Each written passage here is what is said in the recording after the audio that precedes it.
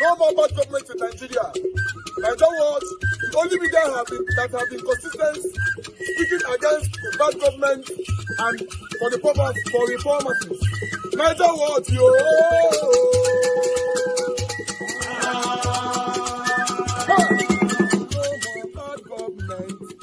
No more bad government. Nigeria what? No more bad government. Nigeria what? No more bad government. The only media that have been speaking. No more bad government. The voice of the voiceless.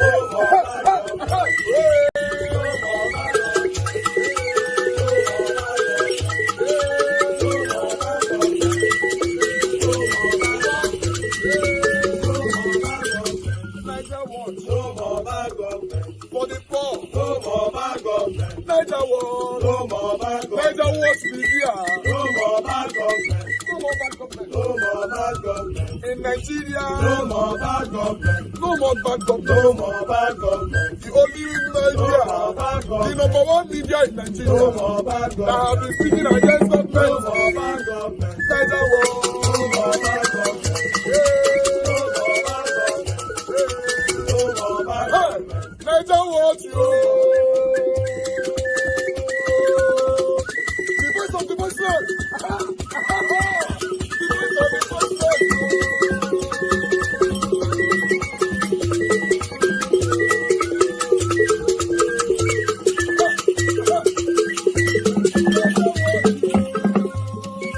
Voice for the voiceless. Voice for the voiceless. Nigeria what? Voice for the voiceless. Nigeria watch media. The only media that have been speaking against bad government. Being consistency since 1944. Voice for the voiceless. Voice for the voiceless. Umuwame. Voice for the voiceless. Umuwame. Voice for the voiceless. Voice for the voiceless. Voice for the voiceless. Voice for the voiceless. Voice for the voiceless. Voice for the voiceless. Nigeria watch you. We have been seeing all you guys have been doing, and we recommending to everyone in Nigeria, saying that you guys are the number one. Nigeria watch you.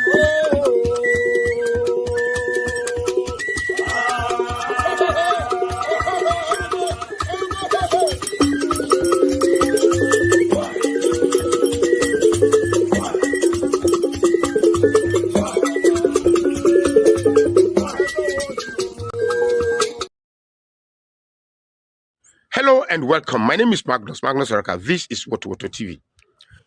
Do you know why the Nigerian state cannot fight insurgency, banditry, and terrorism? It's very simple.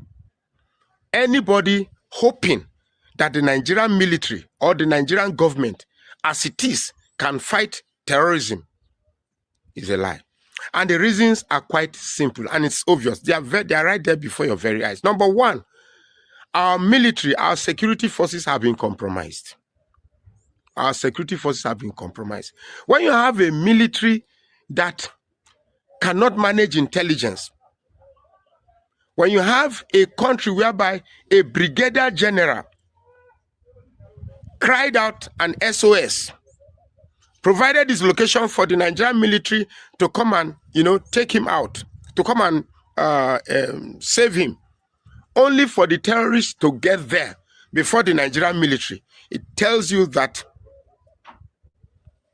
our security has been compromised.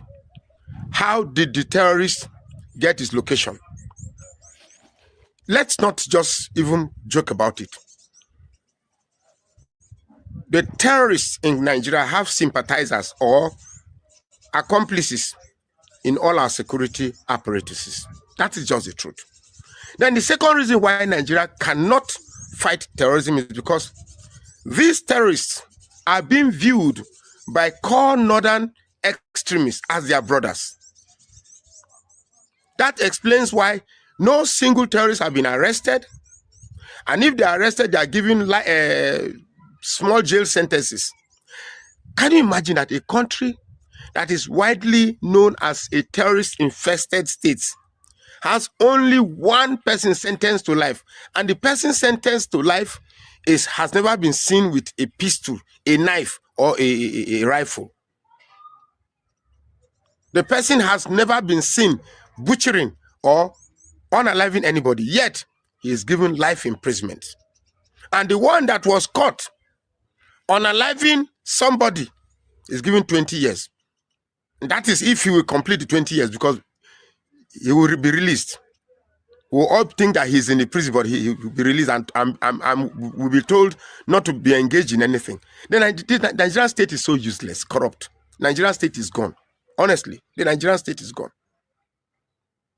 Let me tell you again, the third reason why Nigeria cannot stop terrorism is because of the type of Islam we practice in this country. Islam, as it is practiced in Nigeria, has a tendency of forgiving any type of crime, provided it is done in the name of protecting the religion. There are some people who will say that so long as whatever you did was to protect Islam, pass mark. No worry, carry go. Otilo, they go. I can tell you that some of the churches you've seen being burnt, some of the pictures that you spread on social media showing young children's stomachs being gouged out, women gnashing their teeth and crying and wailing, to some people, to some extremist Muslims, it gives them joy. I've been here and I know what I'm saying. It gives them a lot of joy. That is why when you maim any one of them, they take it they take it as in look at what only 16 people that were unalived in Uromi. Look at the way the North went haywire. But when it is 200 Christian life, 500 Christian life, 20 Christian life, any amount of Christian life, to this extremist, it's just like the life of an ant. One life of a cockroach that needs to be squeezed out. You must understand this, that there are Muslims in the North that believe that the activities of these terrorists is for Islam and propagating Islam. For the idiot who came to my page and my thread to comment that Islam is the fastest growing religion. Fastest growing religion on what basis? It is growing fast because of the diplomacy? Is it growing fast because you invite people and people are coming in because they like it? You can't claim a religion is fast growing when you begin to deplete the other religion that you feel is competing with your religion. That, for me, that is not fastest growing. Take away the violence from Islam, there will be no religion called Islam. Take away the violence, take away the consequences. Well, I'm not here to desecrate or decimate any religion, but the type of Islam that is being practiced in this country is calling for great concern. It's calling for great concern. Terrorism, for me, if it is left for the Nigerian state, it cannot be quenched. If America can come sooner, it will be the most helping hand. Even if America comes, they should not work with the Nigerian military, because the Nigerian military is totally compromised. My name is Magnus Oraka. Please follow this page and share this post now.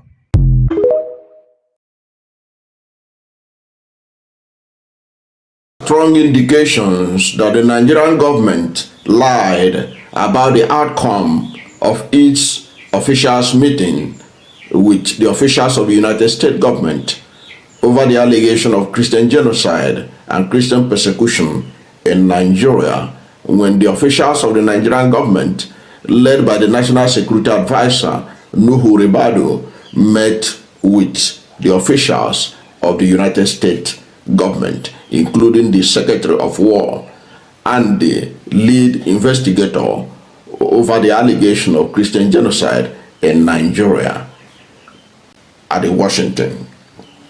Now, the Nigerian government is claiming that United States has agreed to provide intelligence support, defense equipment to Nigeria as part of the outcome of the Nuhu Ribadu-led delegation meeting with U.S. officials. But in this video, we're going to show you that what they are claiming is contrary to what is the views of the Americans that they met and what they spoke about this meeting, and what even President Donald Trump himself said on the day of the meeting concerning the situation in Nigeria. and you're going to listen to the lead investigator of the congressional committee that is looking into the issue of Christian genocide in Nigeria, because he was also visited by Nuhu Ribado-led delegation, and he will tell you what he told them, and then you listen to Donald Trump. But before we go to that video, let us look at what the Nigerian government is claiming that was the outcome of their meeting. The presidency said that the United States government has affirmed its readiness to deepen security cooperation with Nigeria, including the provision of enhanced intelligence support, defense equipment, and articles to reinforce ongoing operations against terrorists and violent extremist groups in the country. According to the presidency, this follows discussion and engagement held last week between a high-level Nigerian delegation and U.S. officials aimed at strengthening security partnership between the two countries and opening new avenues for cooperation.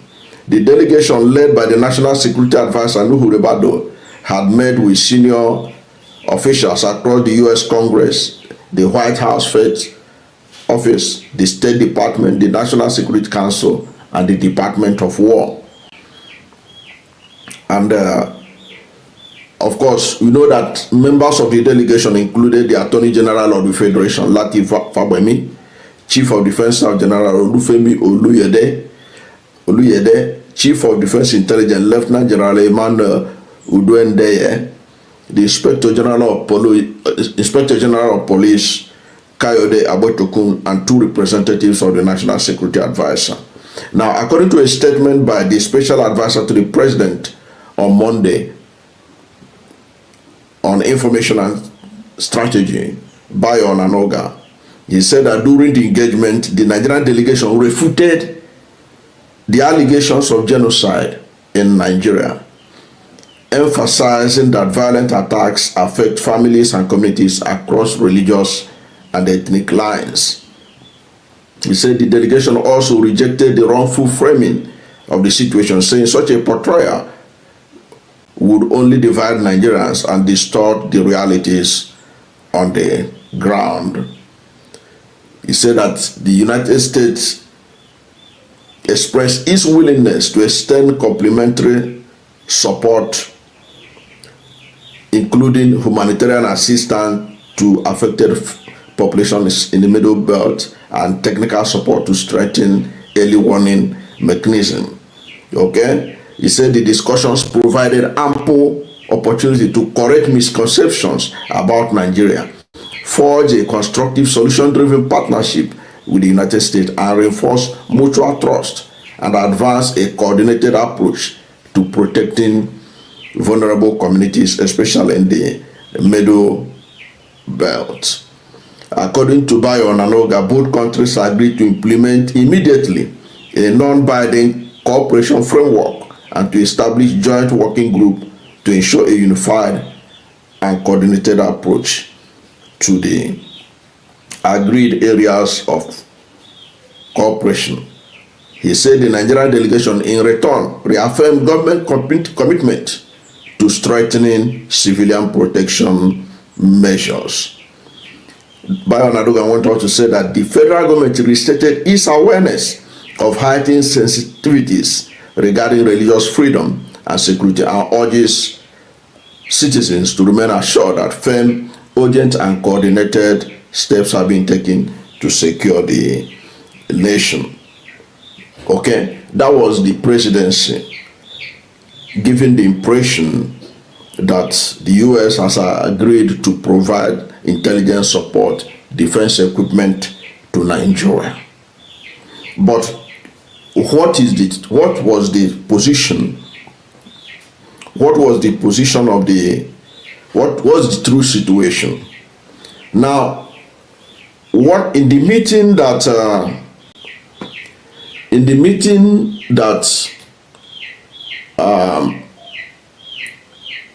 National Security Advisor's delegation had with the Secretary of War. There is a press release that was released by the Department of War or U.S. Department of War after the meeting with Nuhu Ribadu and co. There is a press release. I will put the link under the video so that you also have access to read the press release from the U.S. Secretary of War Department. The press release immediate release. It said this press release for immediate release is titled "Readout of Secretary of War Pete Hegseth's meeting with Federal Republic of Nigeria."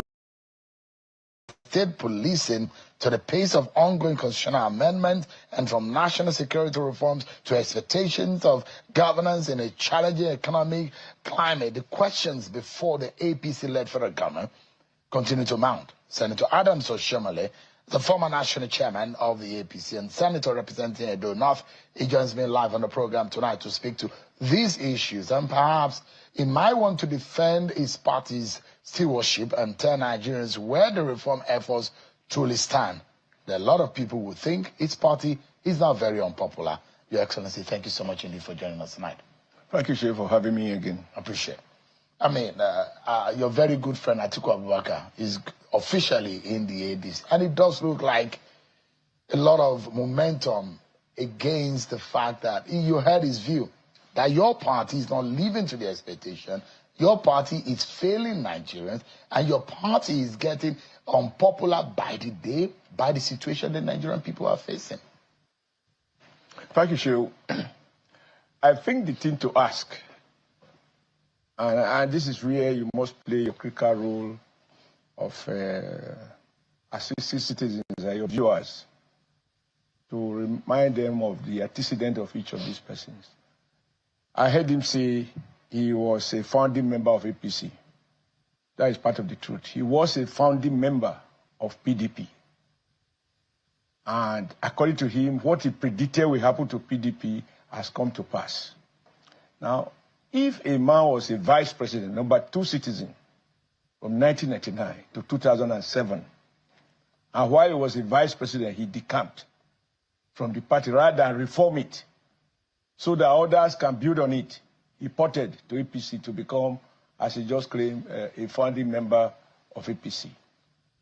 And President Buhari defeated him in the primaries. And again, he went back to PDP. I just want to ask him, whatever anybody wants to say, all the political parties in Nigeria put together, they are not equivalent to the Nigerian state. The sum total of all the parties. So if Atiku, as a former president, other PDP, could not fix PDP, he could not reconstruct it, he could not provide leadership, and use the influence which he had built. Because let's face it, President Obasanjo gave Atiku a lot of leverage as vice president. He gave him so much powers, which he used to more or less to influence the governors, which is why he tried to contest election against him. So if you couldn't fix your party, how can you lay claim to wanting to fix Nigeria? Then according to him, he went into APC. What he did explain is how he left APC. He left only after he lost the ticket. Where did he return to? He went back to PDP. He's so much in love with PDP, at least for the purpose of contesting election. He could not build PDP. So if an Atiku can't build PDP, that made him vice president, and his option was to check out to APC, and then out of frustration, having lost election, return to PDP, yet he could still not fix it. Now he has found a new concussion. Who is in that party that any Nigerian will vote for? Atiku is weather beaten. Now the other one, Rotimi is the most terrible. Look at the choice of language. A guy who shut down River Judiciary because he wanted to appoint his own personal favorite as chief judge of River State. Once he couldn't have his way, the River State Judiciary was shut down for almost 2 years. The courts were shut. A whole autonomous arm of government. If that man has federal power, he will shut down the Supreme Court. Because, as I say, if you start stealing a piece of meat from your mother's plate, when you grow, you become an armed robber. So if as a governor, he could shut down River Judiciary, If I don't know any other thing, I know that. And look at the childish way he talks when he said, he responded to what I believe the Honorable Minister of Electricity said about him, His Excellency Wike. He said, I don't talk to children. So a former governor, a former minister, a current minister is a child in the eyes of Wike. So the way you alter is also a reflection of who you are. So for me, I don't see any Nigerian who is going to vote for a party or a someone like Wike. I mean, like Amici. And remember, for you to understand why Amici is completely empty, check the record. How did he become governor of Rivers State? It was purely the creation of the Supreme Court. The very court that he sought to disgrace, to disrespect, and to shut down the Rivers State judiciary. He was a stranger to ballot. It seems you to underestimate. You're underrated and underestimating that coalition. Which election has he ever won? In 2015. In 2015. But he helped Buhari to win election. Wait, he did it. In 2015. Director General Let me give you the facts. Director General. That is what makes it even more painful. He was Director General in 2015. He didn't even vote for Buhari because he unwisely see that he was being overwhelmed by Governor Wike's forces. He ordered his followers to boycott the election. So he himself didn't vote for Buhari, even though he ended up as a minister for 8 years. He did not vote. He was the DG of the campaign. He didn't vote. Check the records. That's why I say you should also educate the people. This is a DG of a campaign who sensing defeat from Rivers State thought that it would be more convenient to say, I boycott the election. Which reasonable politician boycott election where you know that you're boycotting, it will stop the process. But he did. So he didn't vote for Buhari in 2015. But Buhari still bringing if you hear the record, he's a smuggler. He asked those who know how he got Buhari to sign a paper for him. They went for governor's meeting. He came out and he said he got Buhari to sign something for him. He took advantage of the little we know about Buhari and he got that. But the issue for me is that a man who was a DG of a campaign and he did not vote in the election. But can you take the credit away from the likes of Rotimi Amechi? There are just a few elements in the APC. You list the qualities of his accomplishment, what he has accomplished. No, we know that. As I've just told you, his first being governor. His first being governor. He comes to my clan, virtually my local government, every now and then, because he said it was the pastor who prophesied that he would become governor, even though he was not on the ballot. The Supreme Court has still changed that position anyway. They just dashed him that governorship for reasons best known to the Supreme Court at the time. But look at the way he replied. So what does he accomplish? The point I'm making now, here, in the other election last time, can you take away, as a city governor, he was defeated. No, can you take away the fact that Rotimi Amechi, yes, Bukola Saraki, the likes of Atiku Abubakar, Bola Tinubu, Muhammadu Buhari, these were the pillars of the APC pre-2015. Can you wish that away? Or you just want to be unfair to Rotimi Amechi? Okay, let's take just because you think that is a threat to your political party. You mentioned his name, so I had to remind you that this is one of those Nigerians who became governor without appearing on the ballot, courtesy of the Supreme Court, only to turn around and buy the figures that fed him. That he shut down judiciary in the River State, is that not a fact known to you? A whole arm of government was shut down by Mike. Isn't it the fact that because he's a pillar, he didn't want, one of the pillars that formed the APC? You can say he was one of the members. This pillar you talk about, how easy to remove the pillar? There are just a few people who were in the room when the matter of APC I was a city governor. It was at the current vice president office in Maiduguri that we iron out the final detail with regard to logo and other things that we had to do to form the APC. Did you find out why the service chief don't have the kind of unended tenure as it happened under the watch of his predecessor? Did you listen to his language? Not because anybody asked him to do so. When on his own, he decided to change the service chiefs. His charge to the new service chief said, I will no longer accept any excuses. No more excuses, President Buhari told the new service chiefs. This is before any statement came from America. This is before any statement came from America. And Chew, you have forgotten that here in Abuja, the police headquarters was attacked. Here in Abuja, the United Nations headquarters was attacked.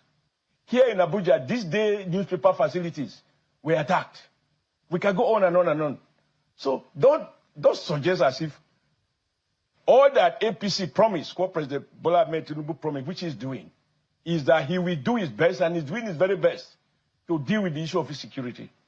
You can point at what has happened, but you must also not fail to point at what has been accomplished. But is the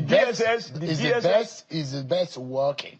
Yes, I agree that as far as the template of the APC is concerned, I saw the problem be solved. Now I can see a lot of people now, because what I thought imaginative and seasoned journalists like you should do is to ask yourself, in the past 2 weeks, which you refer to, what is it that has happened anywhere with regards to Nigeria that may have caused this reaction?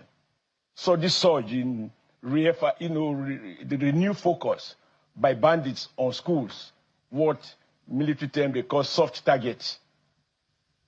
Why? It coincided with the time when somebody said he was going to intervene in Nigeria security challenges. And I saw, for you to understand that there's some political dimension to these issues by people who are so frustrated that they either make it or Nigeria doesn't become. But they will fail, and they're already failing. Look at the fashionable chairman of PDP that was elected, quote, the fashionable one that claimed to have been elected in Ibadan, saying that Donald Trump should come and help him to fix PDP. You did laugh at that one. That is a former minister of the Federal Republic. Say, I am calling on Donald Trump to come and help him fix PDP. Fix the Nigerian democracy. No. He couldn't have been talking of Nigeria. No, he's talking about, he said that because of the crisis and the clash. Look at his face and see what his problem is. What is the immediate problem? Immediate problem is that his party has several presidents, several national chairmen, of which is one of the factions, and that 2, 3 chairmen are seeking access to occupy the same chair. And so, did he say anything before that day? So he wants Donald Trump to come and help him fix PDP problem. So people who are so bereft of ideas, who can be so desperate as to misconstrue their own personal political fortune to equate it with the Nigerian nation. Perhaps the fear of those are just political rascals, in my opinion. Perhaps the way and manner your party plays its own politics. How did we play our politics? Makes it look like. Now let me remind you, because I just see for a moment, sir. That makes it look like Nigeria is now drifting to a one-party state. Drift, but let me again trace the history, because my problem with you, and it's a very serious problem, is that you have had the benefit of creating this desk, Politics Today. And that has exposed you 6 days every week for how many years now? Therefore, you are familiar with all the issues. So, who started trying to even force people to decamp, who tried to dissolve political parties or coerce the governors to decamp? It was PDP under Obasanjo and Atiku as vice president. And I'll give you a couple of examples. Why was the then governor of Ibadan impeached? Who took over AD? Who made ANPP national chairman Waziri, Alhaji Waziri? Now, I think he's late now. Obasanjo appointed the chairman of ANPP, which they had almost 10 states. He appointed their chairman as a special advisor on inter-party affairs. And thereafter began to, either through rigging, as he did in the Southwest, just write the result and ask them to go to court. And he took over successfully AD, but a more smarter Asiwaju Bola Ahmed Tinubu, now president of Nigeria, decided to form ACN and allow Obasanjo to take control of his AD. And started the fight. And they reclaimed the Southwest. Is it anybody in PDP at that time, including Atiku Abubakar, who was vice president, who will complain? Was he not there when a party national chairman was appointed? And thereafter, they went on to deal with ANPP in different states where they had control.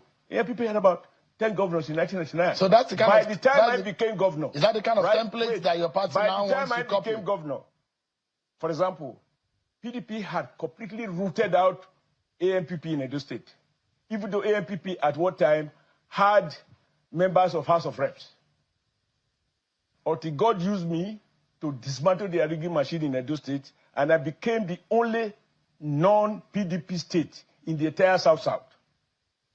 We also heard of people who, the problem Obasanjo had with Dari in Plateau, and how that ended.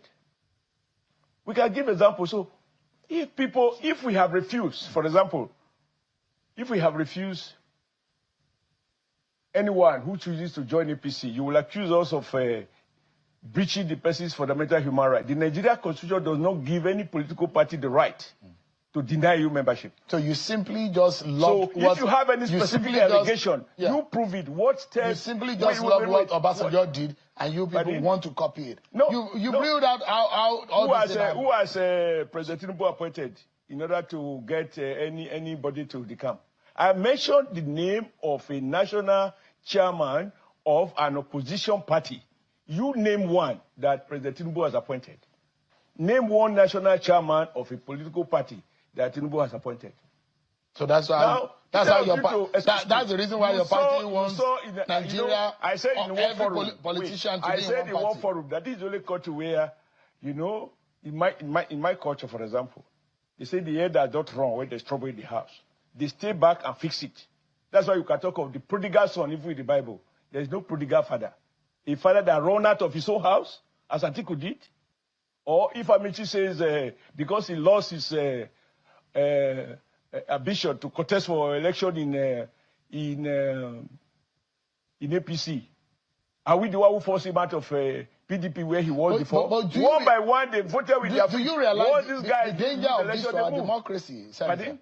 Do you realize the danger of what is going on and the movement into your party? What danger it presents to our democracy? On this day, I said, ask Atiku Abubakar the next time he's in Dubai, when he's prayerfully freer, before the next election starts, when he returns after this is registration, let him put down what are the forces that make him leave a ruling party at his peak, at the time he did, to come and join an opposition party newly formed after his boss and himself had taken over AD. And I don't know if you remember the confession he made while he was angry with President Bola Ahmed Tinubu before he became president, that if he had known that Obasanjo had asked him to ensure the liquidation of the party in Lagos, but they tried. Do you know how many times they changed commissioners of police in Lagos at the eve of election? Do you know how many times they remove President Bola Ahmed Tinubu as a governor? They withdraw his police security? There are a lot we can say. But just show me one step that anybody can say. The person having the fear of God will say, because of this coercive action of President Tinubu, that is why XYZ they come. Name one example. There is none. So if people find that, I mean, governors after governors, party members after party members says, look, this house called PDP, which people like, if Atiku run out of his father's house, the house he built, he ran out of it. And other people who went in have run out of it. Including this one who was shot the day before it did that last week, that Donald Trump should come and help save PDP because he doesn't know where his office is in Wadada House. I mean, how can you? See, when they talk like that, when they say there is a danger, it is people like you should interrogate men and women according to you who are, quote, pillars. How a pillar becomes the weakest link of a chain. Give me a moment, Senator. We need to go on a break. And when we come back, we'll be dwelling on issues relating to how this country, other this present administration, can move forward. We're speaking with a man who is a national chairman of the APC, two-time governor, and a sitting senator. Remember, like every ailment, this issue of insecurity had been there from about 2006 to 2023, when President Tinubu took over. Like any ailment, over time, this disease, which probably if it was handled differently, at its inception, would have been nipped in the bud, have been allowed to, like cancer that has got it to stage 4. And what President Tinubu has been doing is to do everything possible. I mean, I have seen, regardless of what people say, and I watch it from from the media, where evil America commended the Directorate of State Security Services, the DSS, for helping to apprehend some notorious terrorists that are wanted not only in Nigeria but outside the boundary of Nigeria. Now, so don't talk as if the fact that the child has not, I mean, the guy is not back to completely fit to resume play football. It's not to deny the fact that appropriate surgery has been carried out and it's still being carried out. Nobody is pretending that it is all over, but let no one deny that progress has been made. Because I was in this country where we were forced to postpone national elections because Boko Haram had taken over and installed foreign flag in about 18 local government areas in the Northeast. And I mentioned some of the things that has happened here. So, through your television station, I have watched the number of people who have been convicted. The only worry I have, as far as those convictions are concerned, is that I don't know the power of the judges. Where the court pronounced, the law says, it shall be sentenced to death if guilty of terrorist, and the judge sentenced to 20 years. I'm unable to understand that. Different judges rewriting the law passed by a parliament. Because the business of the judge is to interpret. So those kind of cases, I'm sure the president must be also looking at those. That if you have killed so many people, and there you are apprehended, why should any judge grant you any clemency that is not a power in law to do? Only the president can exercise the power of clemency. So, but, however, the point needs to be made that but for serious intelligence gathering and a coherent coordination by the Office of the National Security Advisor, some of these achievements would have been made. The fact that people have renewed this attack this past 2-3 weeks, I just asked myself, are they coinciding? Because it will appear, like I said somewhere else, that as we are approaching an election, maybe there are some people like Turaki, is it Turaki or the fashioner chairman of PDP? Tinubu Karibu Turaki. Turaki, okay. Kabiru Turaki, a former minister who said Trump should come and help him fix PDP. He's reporting PDP leaders to Donald Trump. So, if remarkably that desperate, it's not too much to expect that there might be some of these guys who are so frustrated and in the words of Amici, so hungry of power that they can't survive outside power. Apparently, after they have conquered all the other needs of life, they now just find that they don't have political power and they are hungry. And so, like every hungry guy, they will go to any length to take measures that may appear as we move closer to the election to reopen this kidnapping and targeting of schools, etc., etc. So that's very unfortunate. So you think that there is an artificiality to what is going on? For you to also know that the president is not sleeping on this. Besides holding meetings and so on, the president has directed the IG to appoint, to recruit additional 30,000. And I believe that will be the first phase, policemen, to expand the number of policemen that can be deployed to carry out pure police duties across the country. So that prayerfully the armed forces will not be found play the role of the police in different parts of the country. Number two, you've heard the Senate. Incidentally, that was my amendment to a motion. That you and your colleagues in the National Assembly will rise, as you always say, when you move a motion of national importance, I mean, that you will urgently move to ensure that there are laws that are made and fast track to ensure that our nation is secure. Because we've been mouthing state policing, all of the measures retreat by the National Assembly lawmakers. I mean, isn't there anything that you and your colleagues can do as a representative of the people? I'm surprised that even after you have so generously reported what is going on with regard to the constitutional amendment and all of the issues that various people are speaking against, Tinubu State Police, you have to understand, Shehu, that we are in a democracy. It has its beauty, but it also has its challenges. One of the challenges is that it's not up to President Bola Ahmed Tinubu, for example, to say, I want police, state police today, and he will get it done. It's beyond his powers. It is beyond the power of the Senate to say, I want state police today. It is beyond the power of the House of Rep. It has to be a consensus done by 2/3 of the National Assembly, and it has to go to the 2/3 of the states of the Federation. But for me, this is not even my problem, right? Because there are many who think that state police is not necessarily automatic solution. Just the same way people say, look, I see people now calling on INEC whether they should take over the responsibilities of Oyo, Lagos, Ogun, Ondo, Ekiti, with Oshun represented by his deputy. The meeting brought together the governors. Well, for his reaction and assessment, I'm joined now in the studio by the farmer, politician, NNPP chieftain, and member of the party's Board of Trustees, Buba Galadima. Thank you very much indeed for coming in. Thank you very much, Mr. Charles, for welcoming me back on this seat. Back to a place that we love to have you in. Thank you. What do you think is the main reason behind the government's failure to prevent these abductions in particular and worsening insecurity in general? What are the questions that still need answers for you about this?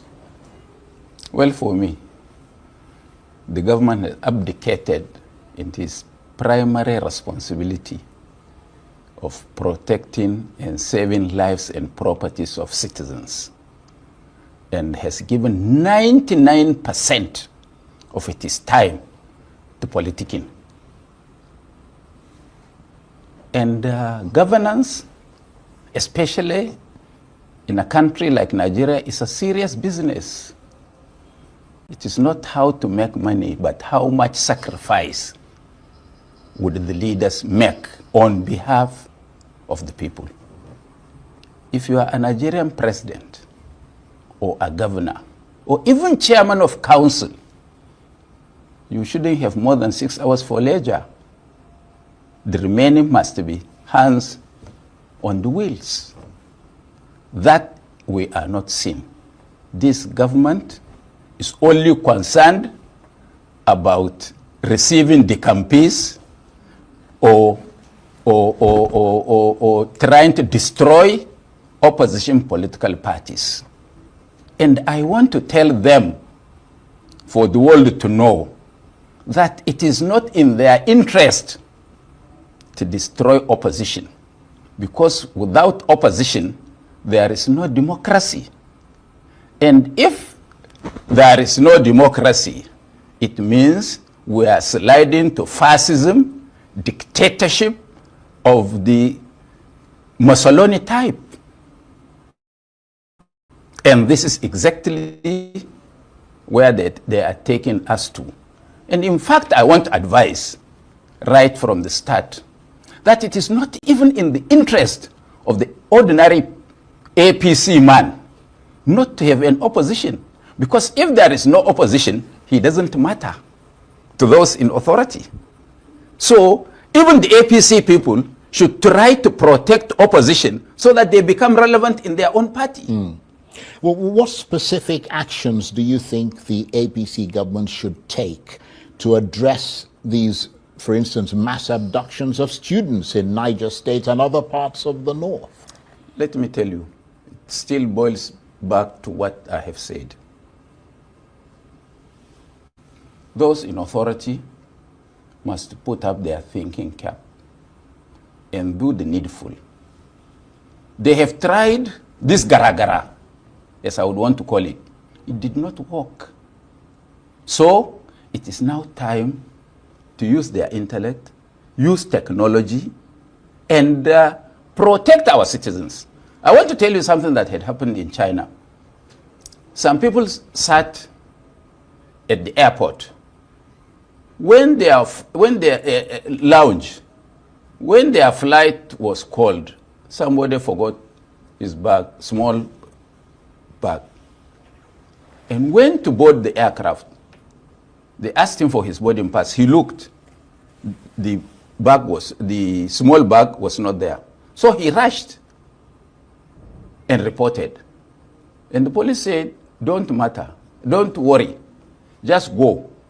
So they put their cameras and discovered who picked that bag containing, in fact, the man is a Cameroonian, containing $11,000.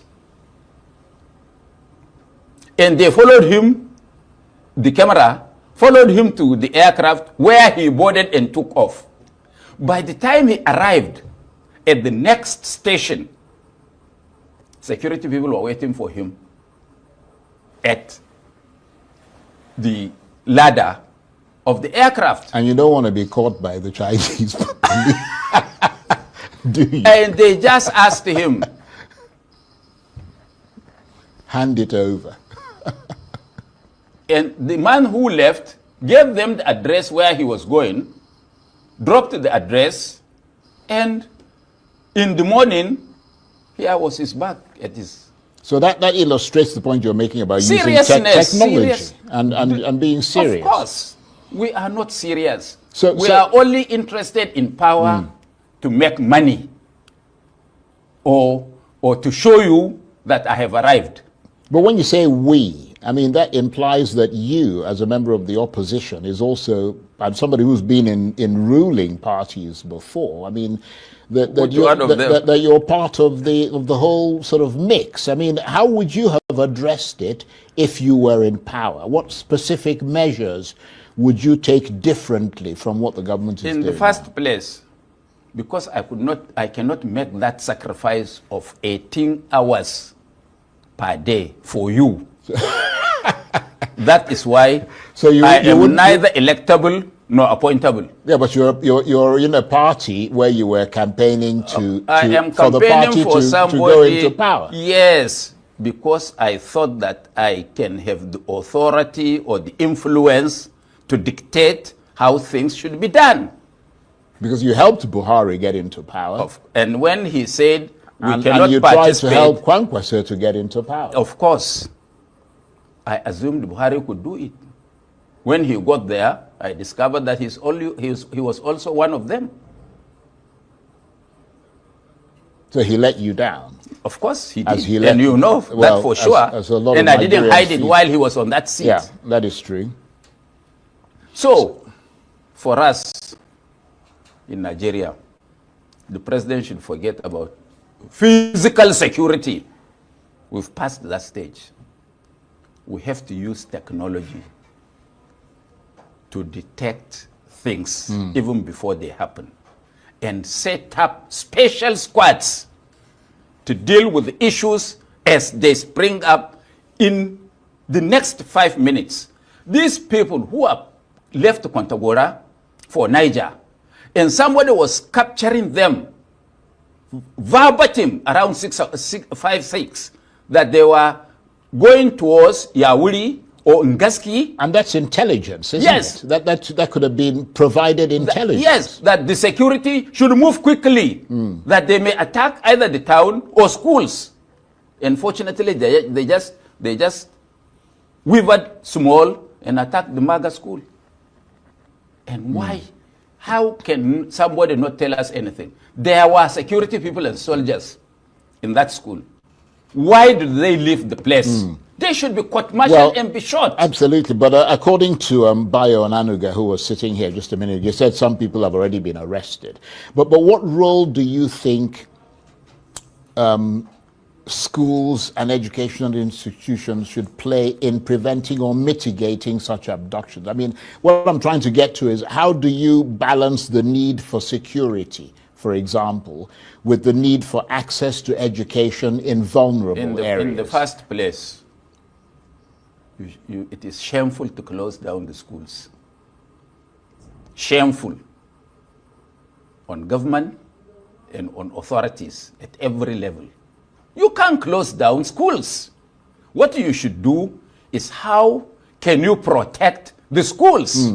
But obviously they don't have a plan for how to do that. So what they have to do. Then we get what we don't want. Yeah, but that's what we're getting. I mean, what they have to do in the circumstances is to take the most extreme action possible in order to prevent the possibility of another such attack. And that's why they're closing the schools. I'm sorry that I had come here to discuss the truth, but not politics. You don't but have let to me be sorry. digress. Let me digress small.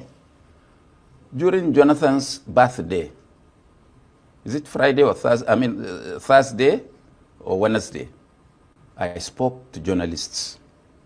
Yes, I think I saw that clip. I spoke to journalists, and I said something. Me that speak to you, seated here, was one of the greatest critics of Jonathan's presidency and the way at that time he handled matters.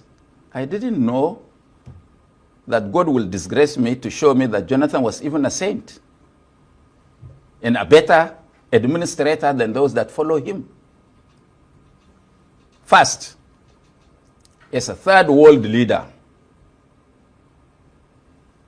the insecurity reached its highest level some few days to election. And Jonathan suspended the election, put off the election, and took another 6 weeks and brought mercenaries. If this government today has that opportunity of chaos 1 or 2 weeks to election, they will allow it to continue so that they can write figures and announce themselves as winners. But Jonathan stopped that election, and he knew for sure that if there was a free and fair election, no incumbent government can get second term. He's an educated man with PhD. He knows that. But because of his humane nature, he postponed the election for 6 weeks, brought in mercenaries, and within 6 weeks, those mercenaries stabilized Nigeria, and there was no polling booth in Nigeria that elections did not take place. So, even from your enemy, in fact, you learn more from your enemy. If Jonathan has done that time, 2015, what stops this government from copying what Jonathan has done? After all, hiring mercenaries to deal with this insurgency and other pockets of banditry across the country costs less than 10% of what the military takes today. So economically, it is better to hire the mercenaries, give them contract, secure this area, we will pay you this, and you fold your arms. And it is done. The credit goes to you. So why can't Nigerian leaders be patriotic citizens of our country? Well, many of them would argue that they're not being patriotic if they hire mercenaries. I mean, they'd feel that they're undermining the Nigerian security services. Is it the pride of being... I'm not speaking for them, I'm just saying. Is it the pride of being in office or the finding a solution that protects the ordinary man that can go to his farm? I think many people would agree with you, because that would have a positive knock-on effect on the economy of this country. Because people would be able to return to agriculture, get their jobs, have a sense of security. The key then the tax reform in January can now get more net to capture a lot of people. Let me tell you, I just saw in the social media a journalist like you who talked to the ISWAP commander who killed Brigadier General Musa, who got him captured and killed him. And he told him that, as I sit where I am, I have the picture of Sambisa, the whole of it. Even if an ant is entering Sambisa, that they can see. That's what the ISWAP person said. Yes. So they're using technology themselves, obviously. So if a bandit or a Boko Haram fighter has access to those equipments, what stops the Nigerian government? That's a very good question. And do you remember that some few months ago at Banki, near Cameroon border, they use drones. And in Marte, they use drones to kill our soldiers and officers. And nobody can tell me that because of collateral damage. The Boko Haram and the whatever, they don't stay with those that they captured. They live a life of their own elsewhere outside where those captured with their small people guarding them. And the security people know. Look, we have to be serious.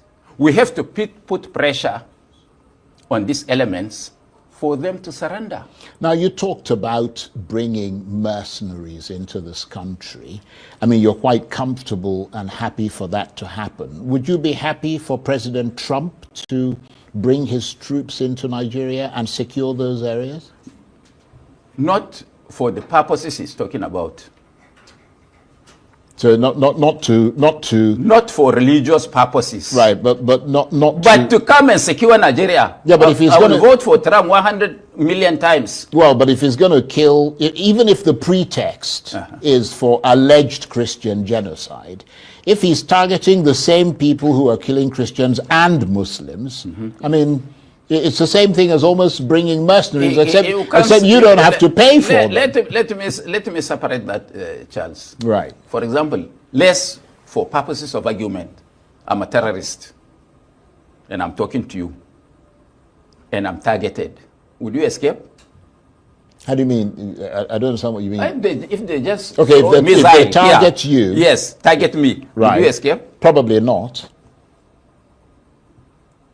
So the issue is that me, you know that I belong to the school of Simon Bakwe. You know his thoughts before he died? No, what were his thoughts? Oh, you didn't know? Well, I wasn't inside his head, was I? And you are from Southeast. It doesn't matter where I'm from.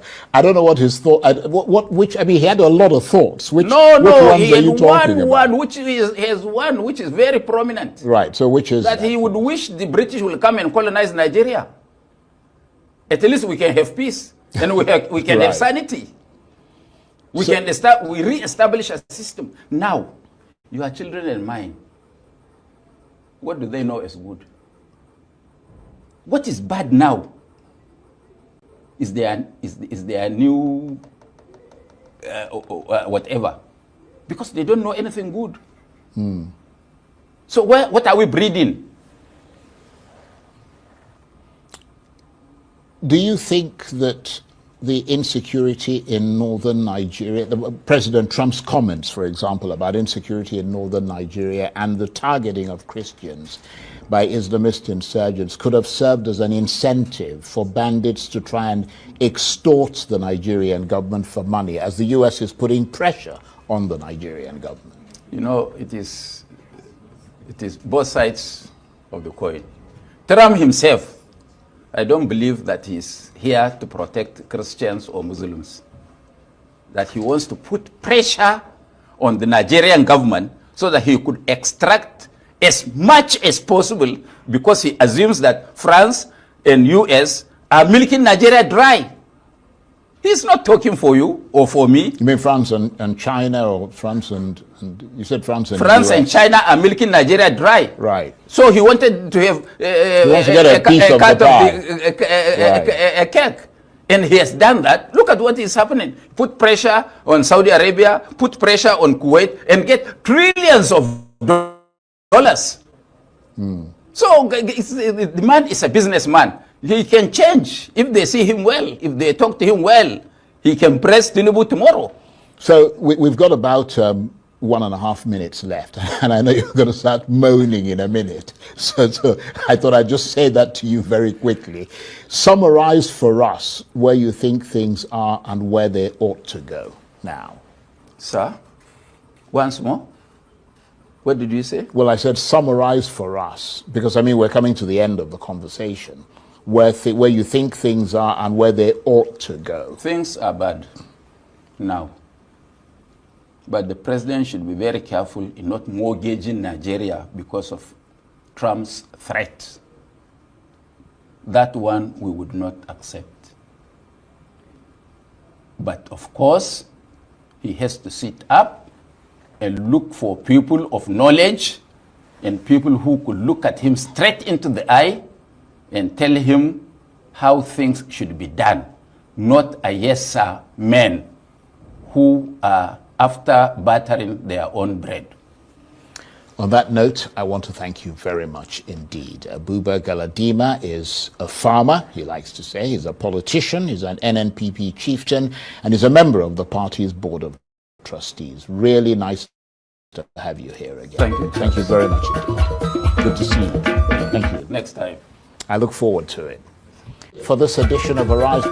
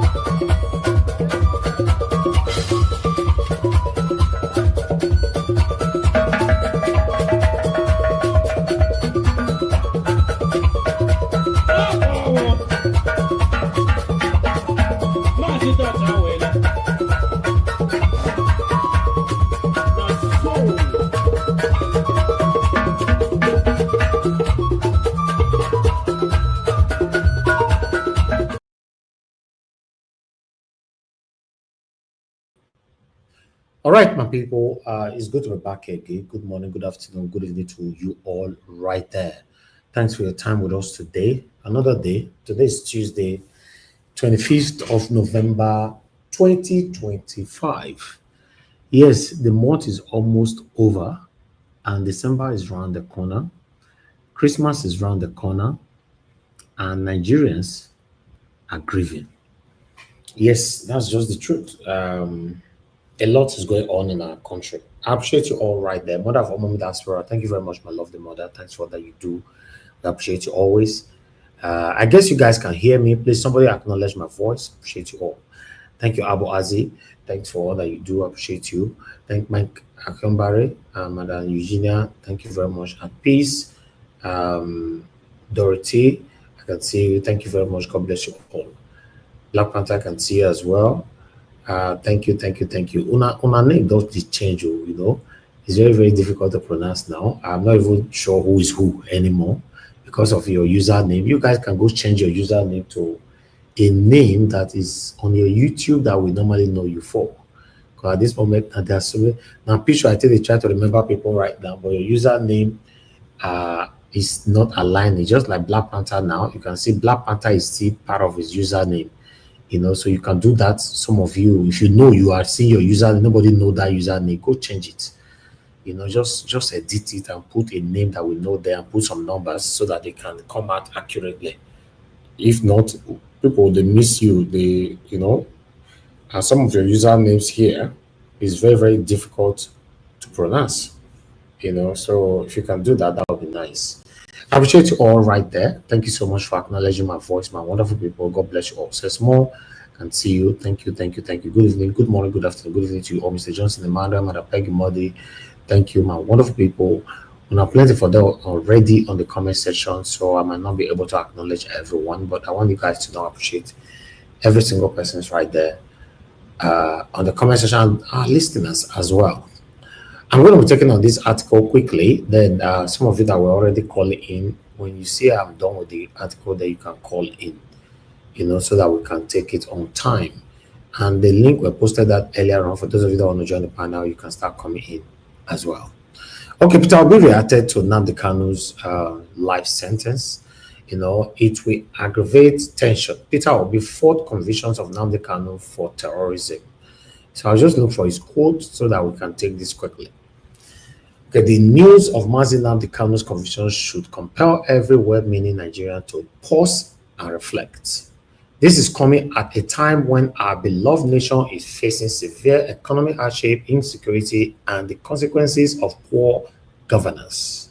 Peter Obi wrote on his X. Rather than reducing tension, this unfortunate development may well only aggravate it. The LP candidate, a former governor of Anambra State, argued that Mr. Kanu ought not to have been arrested, stressing that his arrest, detention, and subsequent conviction represent a failure of leadership and misunderstanding of the issues at stake. Yes, he went on. He said he has maintained that dialogue, constructive engagement, and inclusive governance offer the path to lasting peace, adding that,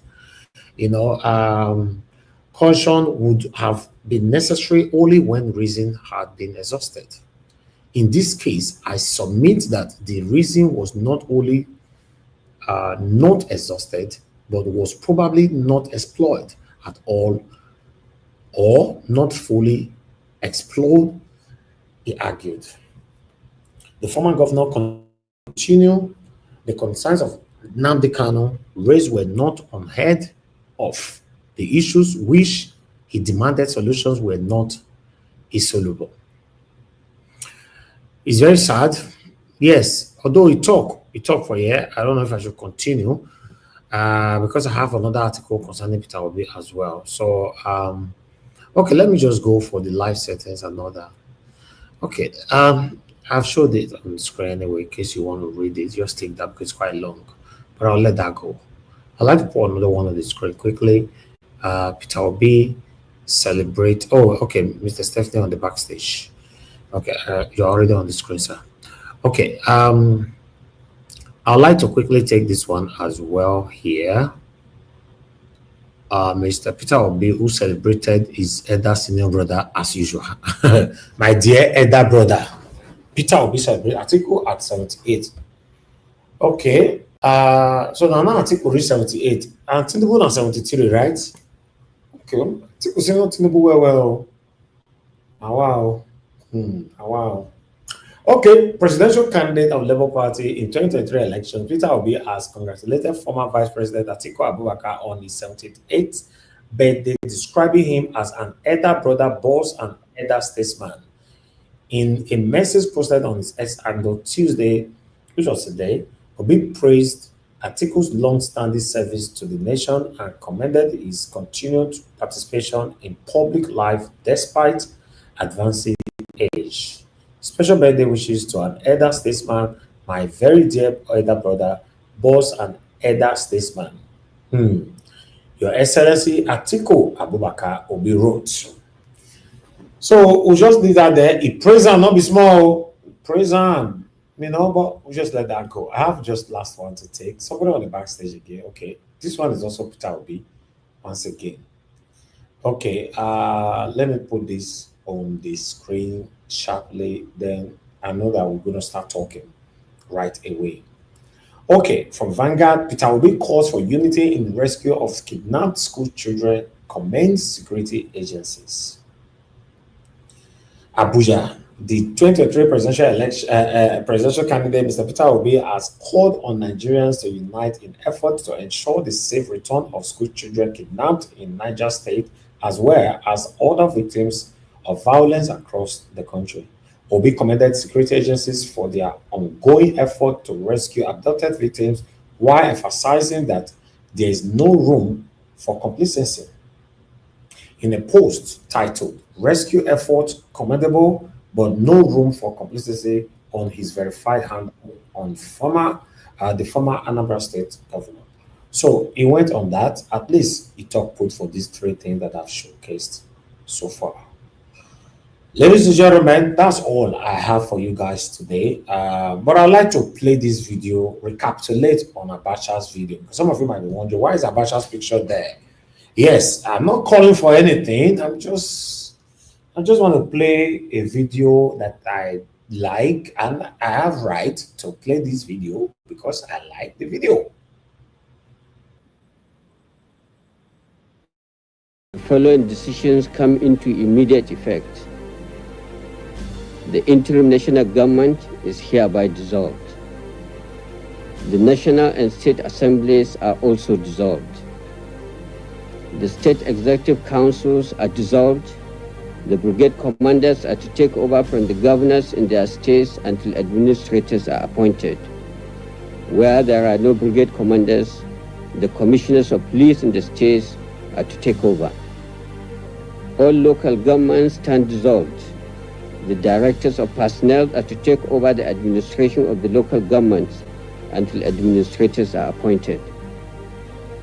The National Electoral Commission is hereby dissolved. All former secretaries to federal ministries are to hand over to their director generals until ministers are appointed. The two political parties are hereby dissolved. All processions, political meetings, and associations of any type in any part of the country are hereby banned. Any consultative committee, by whatever name called, is hereby proscribed. Decree 61 of 1993 is hereby abrogated. The Provisional Ruling Council is hereby established.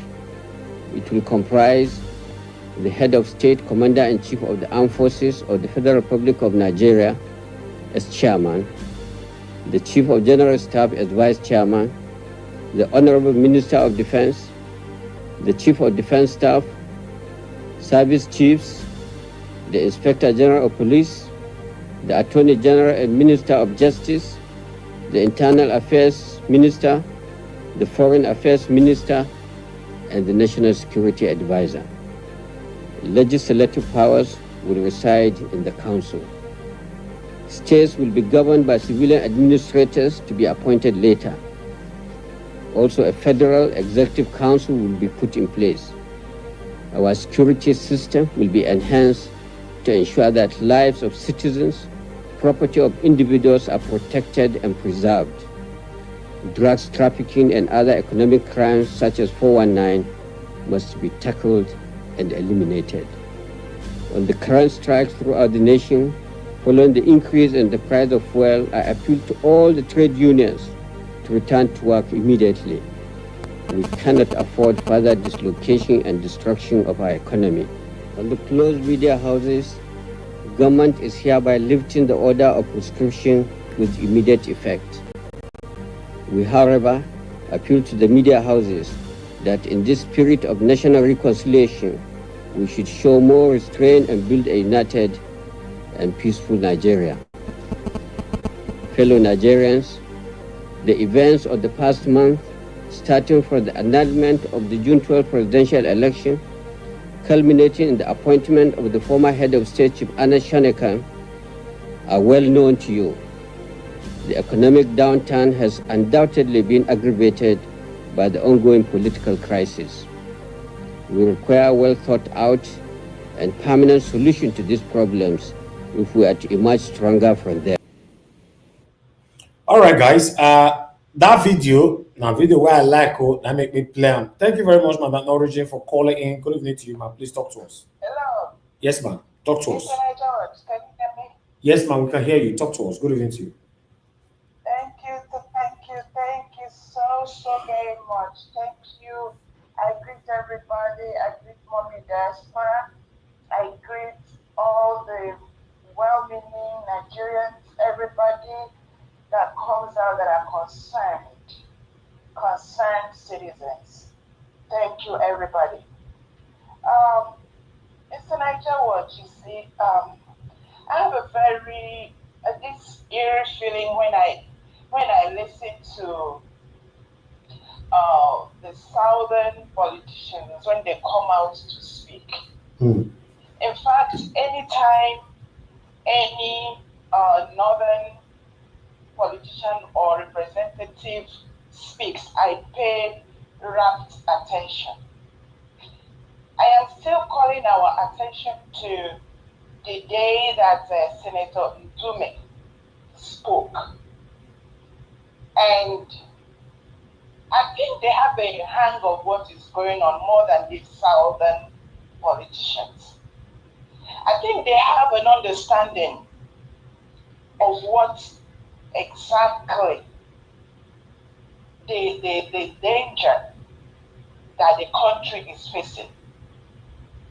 Senator Tume made a mention. He said, America will not keep silent when it suspects or see a country has become a global threat. And you and I know the number of both international and local terrorists inside this country, the people call Nigeria. Again, today, I think his name is Buba Galadima, right? Yes. The one that spoke, yes. He said that this is it SWAP or which one of those, that they say that the level of surveillance is as far back as Sambisa. And they use, I think I'm kind of putting or paraphrasing what he's saying. Correct me if I'm wrong. They are even using, what do you call it, tools to buy our soldiers. And since this general that they apprehended and made a mess of him, the government he worked for have never come to make or cry out. That means he's not the only one. Maybe they have watched so many of that. And whenever, look at your brother that came, whenever you ask them what is going on, if they don't accuse or curse out Peter Gregory, they curse out BDP as the problem, as their problem. So bottom line is that we have a big problem. We have a big problem that this government and these people, these politicians, they don't care. They don't care that as we speak. Every part of it, if you look globally, you see that what is going on inside Nigeria is scary. Everybody is scared of what Nigeria is breeding. And now I say make this last statement. If Buba Galadima said America should not come, he should tell us who should come to rescue the people. Exactly. That is my question to all of them. Who will come to rescue the people? Tinubu. Thank you so much. Thank you, ma'am. Thank you. All right. I just want to move on straight to the panel so that I can hear from my panelists. We have only 2 of them for now, and if we work with that, that will give me enough time to relax today. But still, I'm not posting link anymore. That one where I post and there your post reach. So if you missed out on the link, then you'll get a link tomorrow. Sorry. Mr. Stephen, my lovely brother, it's good to have you on the show. Good evening to you, sir. Please talk to us. Yeah, thank you, Nagawash. Alpha, how we do? We did here. I beg. That's nice being back again, you know. Yes. You know these people pass me. I beg. They reviewed them for all they learned from your analysis. Thank you, sir. Yeah, the issue is this. Before we talk about the recent insecurity and the insurgency in Nigeria, we have to have a flashback, just as the way you had a flashback, you know, on the video you just played now of the late General Sani Abacha. You know, in one of General Sani Abacha's statements, he said, if insurgency lasts more than 24 hours, you know that the hand of the government is involved. That is number one. Okay, we must put that at the back of our mind while we go through this whole series. Now, during the time of Chief Olusegun Obasanjo, a Sharia state was created in 12 states of the 19 states in the north. So this was the genesis of this whole matter. Then in 2006, the Boko Haram set, orchestrated by Mohammed Yusuf, was also created. Okay, I listened to a military man this morning. He said if they had allowed them, underline that word again, if they had allowed them to deal with the Boko Haram at the beginning of their inception, Nigeria would have been where we are today. Okay, they actually play with it with the kid gloves, just like the North are doing now. Sheikh Gume is there. They are their brothers. They are better than IPOB. IPOB keep people. This one kidnap for money. Udume and every other one that they are giving different narratives to actually paint the scenario in Nigeria today as if it's a child's play. Okay, now, after that, in 2013, 2014, because we must go down history, in 2013, 2014, during the presidential election between late Muhammadu Buhari and ex-president Goodluck Jonathan, there was an importation of foreign mercenaries from Libya, Sudan, Gabon, and many of these other countries within African continent that is, as of today, they are like in a war zone to come into Nigeria at the request of the then governor of Kaduna State, Nasir El-Rufai, and the then presidential candidate of the APC, President Muhammadu Buhari of blessed memory. So they brought them in the eve of the election on a single mission. In the Nigeria or in the African setting, guys, every incumbent, governor or president do everything humanly possible to win an election. They never for one day lose an election. The first one that have lost an election in that continent is President Goodluck Jonathan. So they thought that Goodluck Jonathan was going to do everything, just like the normal charade that they normally do, to rig the election. But Goodluck Jonathan haven't got an hint of the bloodshed plan of the then APC presidential candidate and his allied. He said in one of his statements during an interview that his ambition does not want the blood of one Nigerian. And because of that, even before the election result was announced in 2015, Goodluck Jonathan conceded defeat and handed the baton of leadership to the late President Muhammadu Buhari.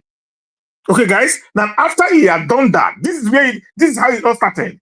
Then these people that they actually imported to not cause men, to cause chaos, to turn the nation into a war zone, do not have a job anymore. And know the Nigerian setting of use and dump.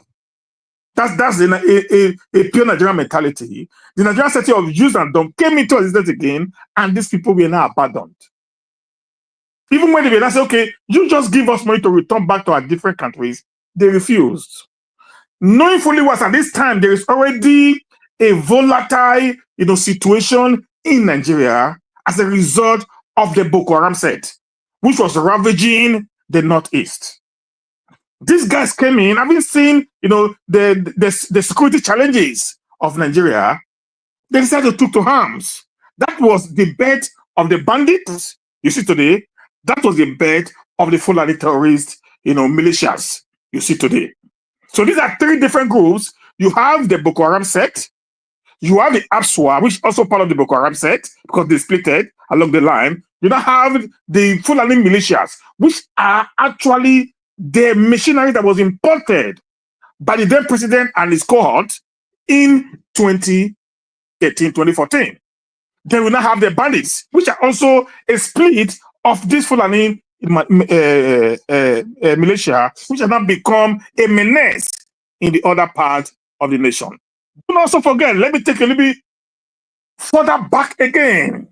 During the invasion of the Northern Territory by the founder of Islam in Nigeria, Usman Dan Fodio, said that Nigeria was given is a property of the Fulanis. That Nigeria was given to them by Allah and they should take it at all costs. Listen, guys, that very particular statement has not been forgotten. It has not left the mind of the people. It has stuck there, and everything they do today is as a result of going to that very particular statement that was made by their forefathers. Okay, now this is where it gets a little bit more interesting. Our people in the South are playing a very funny, cowardized politics today. They feel, I don't know what they are thinking in their head. Maybe they think that whatsoever is happening in the North will not get to the South. I want to say something.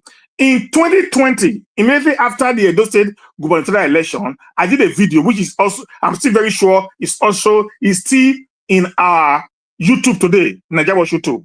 Go and check when a guy that was kidnapped around Eho in Benin City sent me a letter that comprised of all that the Fulanis or the kidnappers told him of what they were going to do. Okay, as an Edo man, I must say this very clearly to the governor of Edo State and to every well-meaning Edoite, that Edo State is the only state today that the moment they are able to capture Edo State completely, then the entire Nigeria will fall. That's what they told the guy. This is 5 years ago, 6 years ago right now. As at that time, even the current situation of Nigeria is not as worse as this. They said because Edo is the heartbeat, is the center where every part of the federation, people can go to Edo State. That if they are able to conquer Edo, then the other part of the South will fall. But when you say this, sometimes our leader will tell you, oh, it doesn't matter. If they are just lying, nobody can be able to conquer Nigeria. I can tell you for a fact, they can. And they are already planning towards it as we speak. How can you listen? I don't know. When a common lieutenant in the IDF was killed in Gaza, a common lieutenant, the Israeli Defense Force raised hell on the Gazans.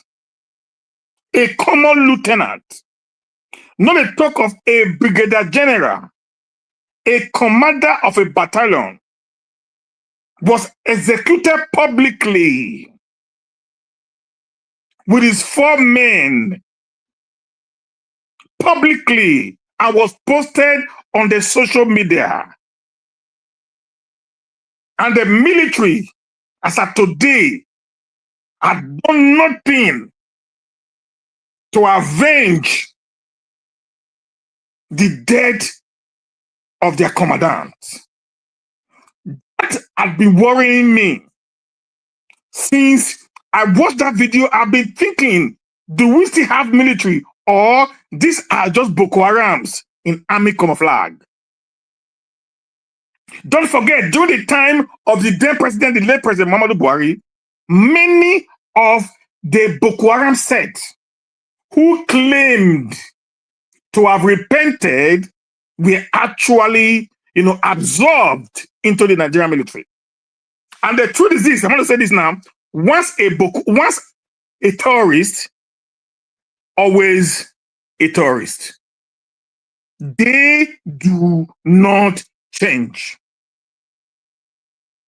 I'm not against Islam as a religion, but there is a part of Islam that says you can deceive, you can lie to your enemy, pretending to love them, all for the sake of carrying out the wishes of Allah. So when this guy said, oh, we have repented, we have done this, we have done that, and they were now absorbed into the army, most of the informations that comes or that gets to these people are from insider. I want to give an example. In 2014, the truth of the matter is this, the then president of the United States of America, President Barack Obama, had a collaboration in the time when the Chibok girls were kidnapped. They had a collaboration with the government of Goodluck Jonathan. Their intention was to come into Nigeria. They were supposed to use, like a gas, chamber, kind of, to use gas to wipe out the entire Boko Haram set and rescue the girls. Okay. Now, after they had all those plans, and maybe I'm very sure that the president then now informed the military of the plans and intention, or the plans of the American government. Now, and do you know, at this time they had a surveillance camera they were using to actually monitor the movement of the Boko Haram set. We were surprised, based on intelligence report, that the Boko Haram said we're now wearing, this mask, this gas mask in the camp at the middle of nowhere. That was how the what is his name? Barack Obama's withdrew from that plan, because knowing fully well, if the gas is not being released, these people will not die. Other people who they were planning to save will be the ones that were going to die. So now, what is the solution? The first is this: I can hear a lot of people saying the coming in of the president of America, Donald Trump, will eventually lead to mass killing, which is true, because war does not actually differentiate the bad, the good, and the ugly. Like I've asked a lot of people, on the social media, what is the solution? I think the first solution is for the government of President Tinubu to take the bull by the horn, because I can see very clearly is colluding, without no missing words, in capital letter, is colluding with the Islamic terrorists who are ravaging the nation. The reason I don't know, maybe it is because of his faith. Okay, Stephen. Yes, sir. I would like to ask you a question quickly. Do you think there's any solution that can ever happen under this satanic APC government? No, there's not. That's what I'm saying. There's not. There's not, because they are part and parcel of the crime. Do not forget about the former minister who was a sympathizer of Al-Qaeda in the regime of President Muhammadu Buhari. Do not forget today the vice president of Nigeria, Shetima, is actually the co-founder of the Boko Haram set. Do not forget that one of the most wanted terrorists in Nigeria, who bombed the church in Abuja, was arrested after he escaped from the prison, was arrested in Shetima's house. Do not forget that Senator Ali today is also a member of the APC. These are the two people that actually formed the set. And do not forget that today, many of the APCs from the North extractions are sympathizers of the Islamic, terrorists ravaging the nation. Like I told you before, this Islamic, terrorist is, I'm going to say it very clearly, is religious coloration. Because of the religion, connection to the atrocities, most of the core Muslims who are members of the APCs is not seeing anything wrong in what they are doing, because that is what Islam said. So they are following the footstep of Prophet Muhammad, word by word, letter by letter. So that is why, even when they went to Kwara and went to the church and kidnapped 35 people, I saw celebration in support of the North. They were celebrating. When 135 students were kidnapped from Kebbi, I saw celebration in the North. As far as it is the Christians, I'm going to use that word again. As far as the Christian that's being persecuted by this terrorist organization, to these people, it is the cause of Allah. And that is the problem we're having today. And the two most senior men in Nigeria today are Muslims. They are Muslims. So having two of them to be Muslim, then in the corridor of power, the insurgency cannot end because it is part of what they practice. That's it. That's what you don't care about. People be killed. If not, how will Sheikh Gumi still roam the street of Nigeria when the United Arab Emirates did a thorough investigation and he was named as one of the sponsors or supporter of terrorism in Nigeria? How do you expect person like Sheikh Gumi, as even bad as Saudi Arabia, where Islam originated from, repatriated him when he went for their pilgrimage because of his support for terrorism? How do you expect a man to say that those bandits are his people? That those bandits do not have any kind of financial support from the federal government? That those bandits are only just kidnapping children and women for money? That they don't kill people? That those bandits, if the what is it called? The US comes down and decide to, get rid of them, they are fighting Islam. In a sane government, sir, in a sane society, that guy does not supposed to be on the street still working. But because it's an APC government, it's a government of Islamism, nobody talks to him. I think let me head for them for now and allow others to talk. Thank you, sir. Thank you. Thank you very much, my dear brother, Mr. Stephen. Yes, you said it all. All I just wanted to hear, if we have hope that maybe if this government can change the narrative, the excruciating situation we find ourselves. But for me, I've lost hope for a while. In fact, I lost hope for 2027, but I just want to be encouraged.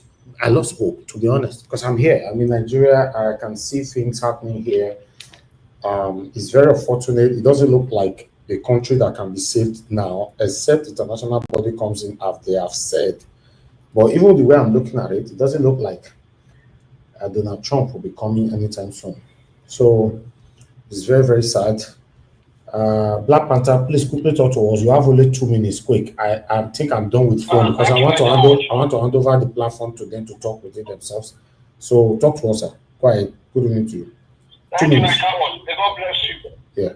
I want to commend our brother I just spoke now. He gave a very good analysis of the entire thing. But one thing that I object to, just 1.1% that I object to. You see, the solution to this is for America to finish what they are doing in Congress and the president to come in to assist the Nigerian military and take this damn thing down. You see, Nigeria, the last video you played, when the Galadima was talking, you see why you are losing hope? Do you know why you are losing hope? Why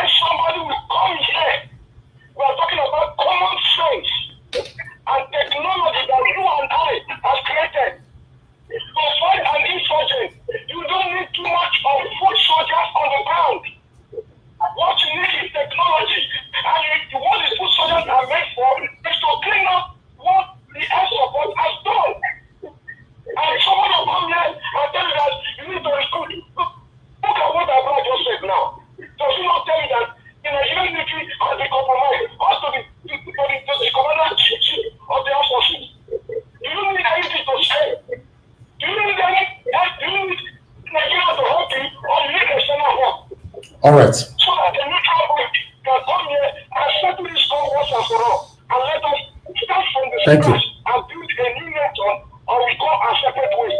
Thank you. Thank you, my brother. I appreciate you. Thank you. Okay, I'd like us to hear from Mr. Joseph Oji. Mr. Joseph Oji, talk to us. I'm going to you. Only 2 minutes, sir. 2 minutes. Hello, Mr. Ter-ror-ist. Yes, sir. 2 minutes. Good evening to you, sir. Yeah, hello. Yeah. I thank you for what you do. Thank you every day coming out. You know this. I thank you very much, and I thank everyone on the panel, and also my mommy diaspora. You see, the present situation in the UFS, as to regarding our delegation that went there.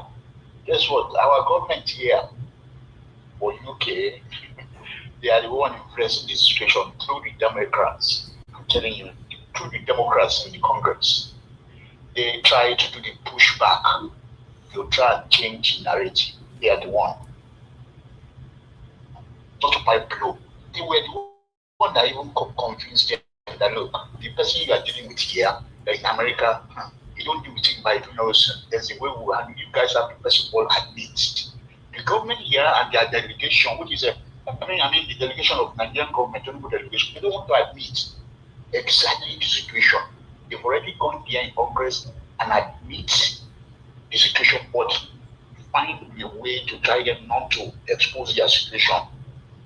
You know what I'm trying to say? Mm-hmm. So they had to strike a balance of say, okay, cooperate with us. That's all. They don't want America to shape them. You see, this is UK politics. That's what they do. You know, it's just we're lucky to have somebody like Donald Trump who doesn't, because he's not a typical politician, although he's very transactional. If we let people who want to allow to play the game, it's a shame, just a shame. Thank you, sir. And that's I just want to bring that one, just to push that narrative, to tell you exactly what is going on. Because I got the win from foreign office. Yeah, thank you. Thank you, Mr. Joseph. Thank you, sir. Yes, sir.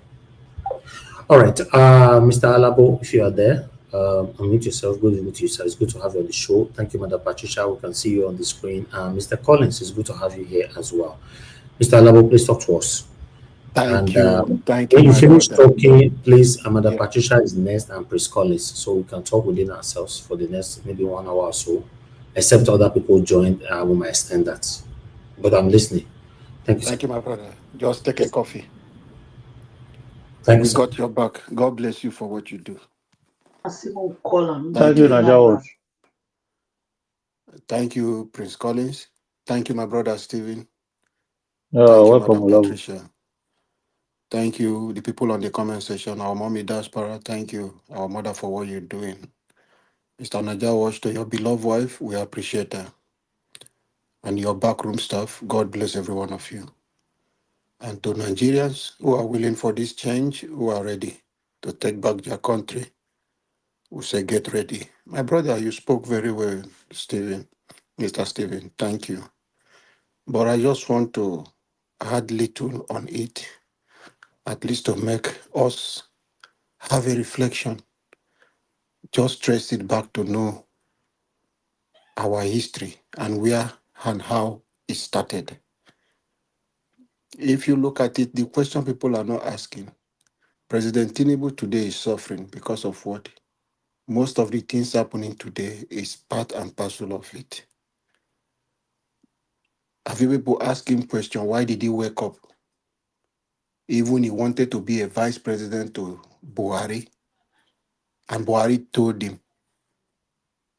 a Buhari who is a fanatic Muslim, a die-hard Muslim who believe in the ideology, did not pick a Muslim. Tinubu intentionally did that for a purpose. Nigerians, have you asked him the question, why is the minister, why did he bring people like Matawale? It wasn't him. After the election of 2023, a lot of things happened, which some people, those rumors, he might not be sworn in. A lot of agreement went in place. And most of those people you see there in strategic position, Minister of Finance and Budget, is it budget? Yeah. and the Minister of Defense, both state, those people are nominated by people who had those agreements. You must keep them. National Security Advisor, you a president, a Muslim, vice president, a Muslim, National Security Advisor, a Muslim, Minister of Defense, a Muslim, for state, Muslim, budgeting, Muslim. These key positions we are located and agreed on. And those people will finish the 4 years. If you like, the insecurity should continue. It's the agreement. They are there for a purpose, and they are doing the bid which they appointed them to do. If not, why would you ask a character or former governor of Zamfara State with all the allegation from even the sitting governor, and you see that person even before he was nominated as a nominee, as a ministerial nominee, with all the rumors and everything, he still passed. Herofai did not pass, but that man passed because that was a man then nominated to do something, stand in their own bid, defend them. Nigerians, have you asked yourself, President Tinubu just yesterday had a top security meeting. Minister of Defense was not there.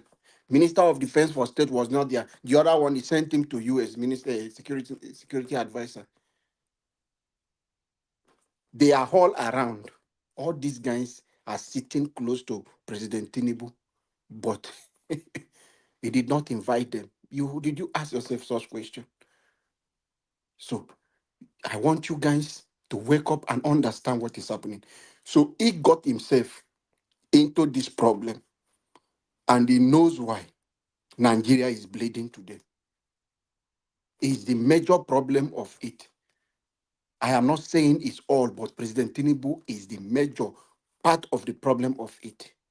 His decision, his agreement with people who come together and make him the Nigeria president. But they will not come out to tell you Nigerians this. My brother, you make reference to 2014, the build-up to the 2015 election. A lot happening. A lot happened in Nigeria, yeah. A lot happened in Nigeria. Have you guys asked question, why did Osinbajo, who then a running mate to Buhari, said they will run a parallel government? What gave him the gut? Because the Aerofiles have told them, we have put this is in place. Their plan was okay. If Goodluck Jonathan did not agree, they will take over the north and they will put their own government in place.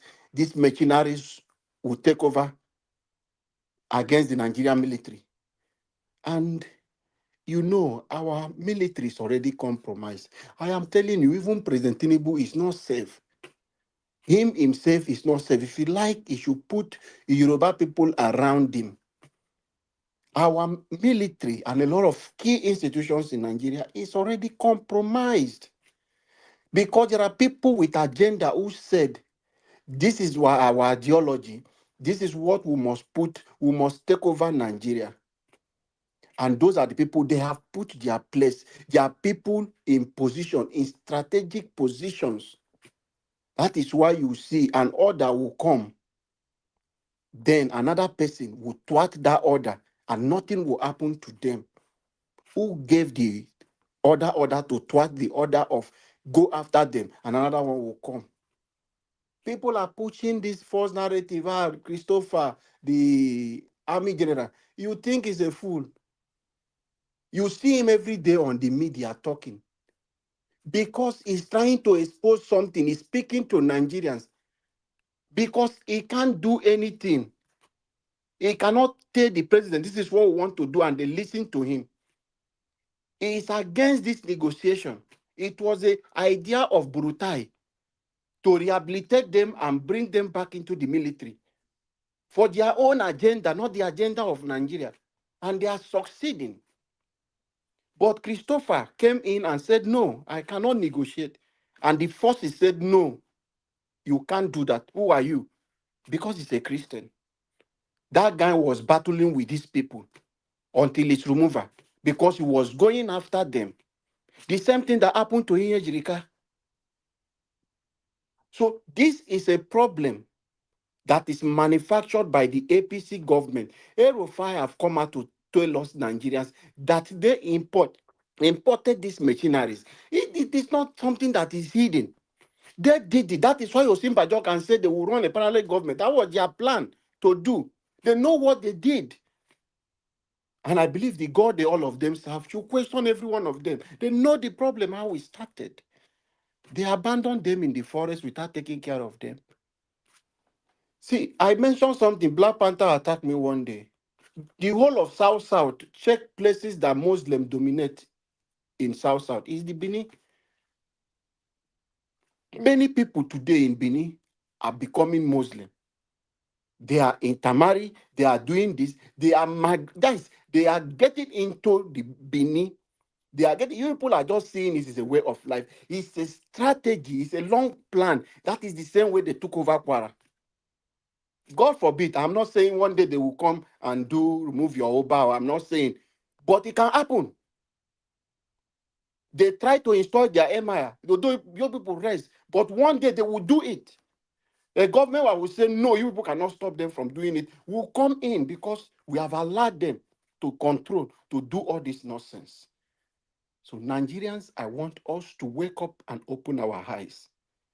People are coming with their own and they are imposing it on all Nigeria. They believe that Nigeria belongs to them. That is why they can tell you that the oil in my state is their own. They have the massive land that the oil cross from north to come to the Niger, that it does not belong to you.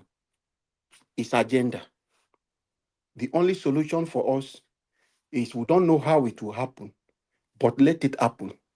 If we want to get the state of South, the state of Southwest, the state of Southeast, and we have a country like that, North and the Northeast, Northwest, and the Middle Belt.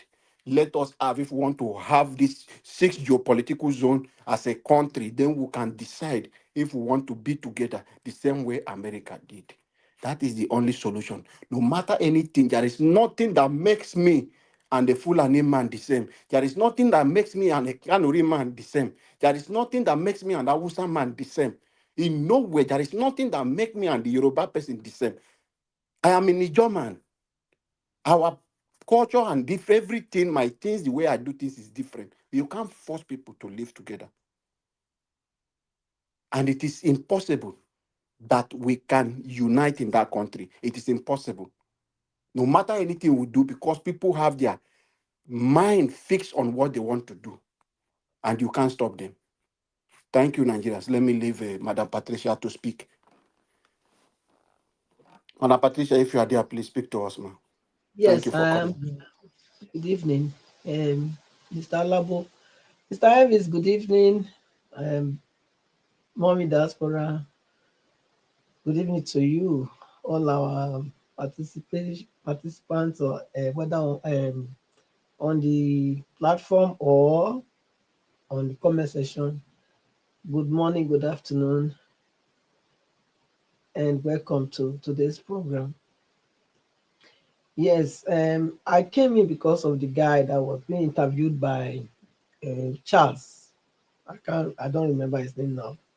The Hausa man that was talking, whether it's a Fulani, I think it's a Fulani, because they always come out pretending to. Buba Galadimo. That's the one. So for me, he came out to tell us that Trump was not an idea for us, not a helper for us. But I will tell you that these people, they always have a way they communicate to deceive and to lure you to believe that they are on your side. And I understood that from him, that he was just out there spilling the same narrative like Shegumi. That's what he was doing, but pretending deceiving the gullibles or deceiving those that cannot read between the lines, that he was for the rest of us. Look, we need to understand that they are all the same. It doesn't matter what cap they put on when they come out. Doesn't matter what they are saying. Listen to them very well. If you have ears, you will hear what they are not saying. He said that he felt disgraced when that he was one of the people that fought against Jonathan. That now he felt very disgraced when now he can see what's going on. What made him to be blind then, for him not to see that Jonathan was doing the right thing?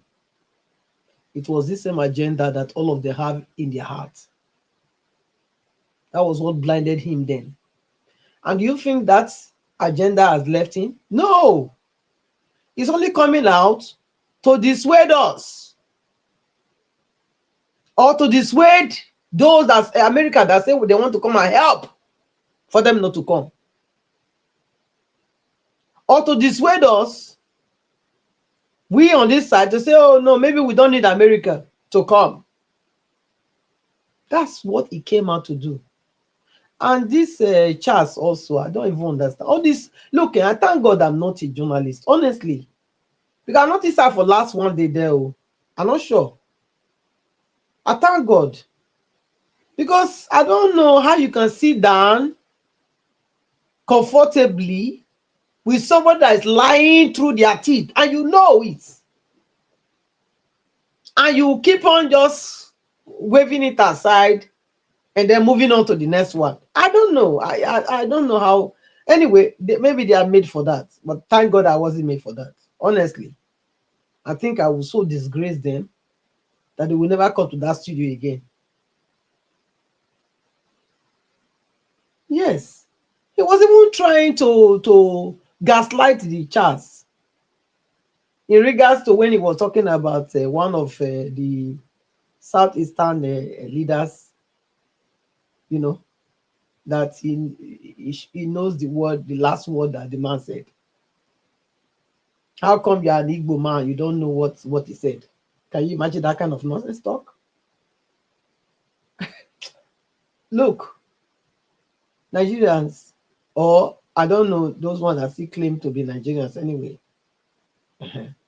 because we need to start to call what it is what it is. Nigeria is not a country.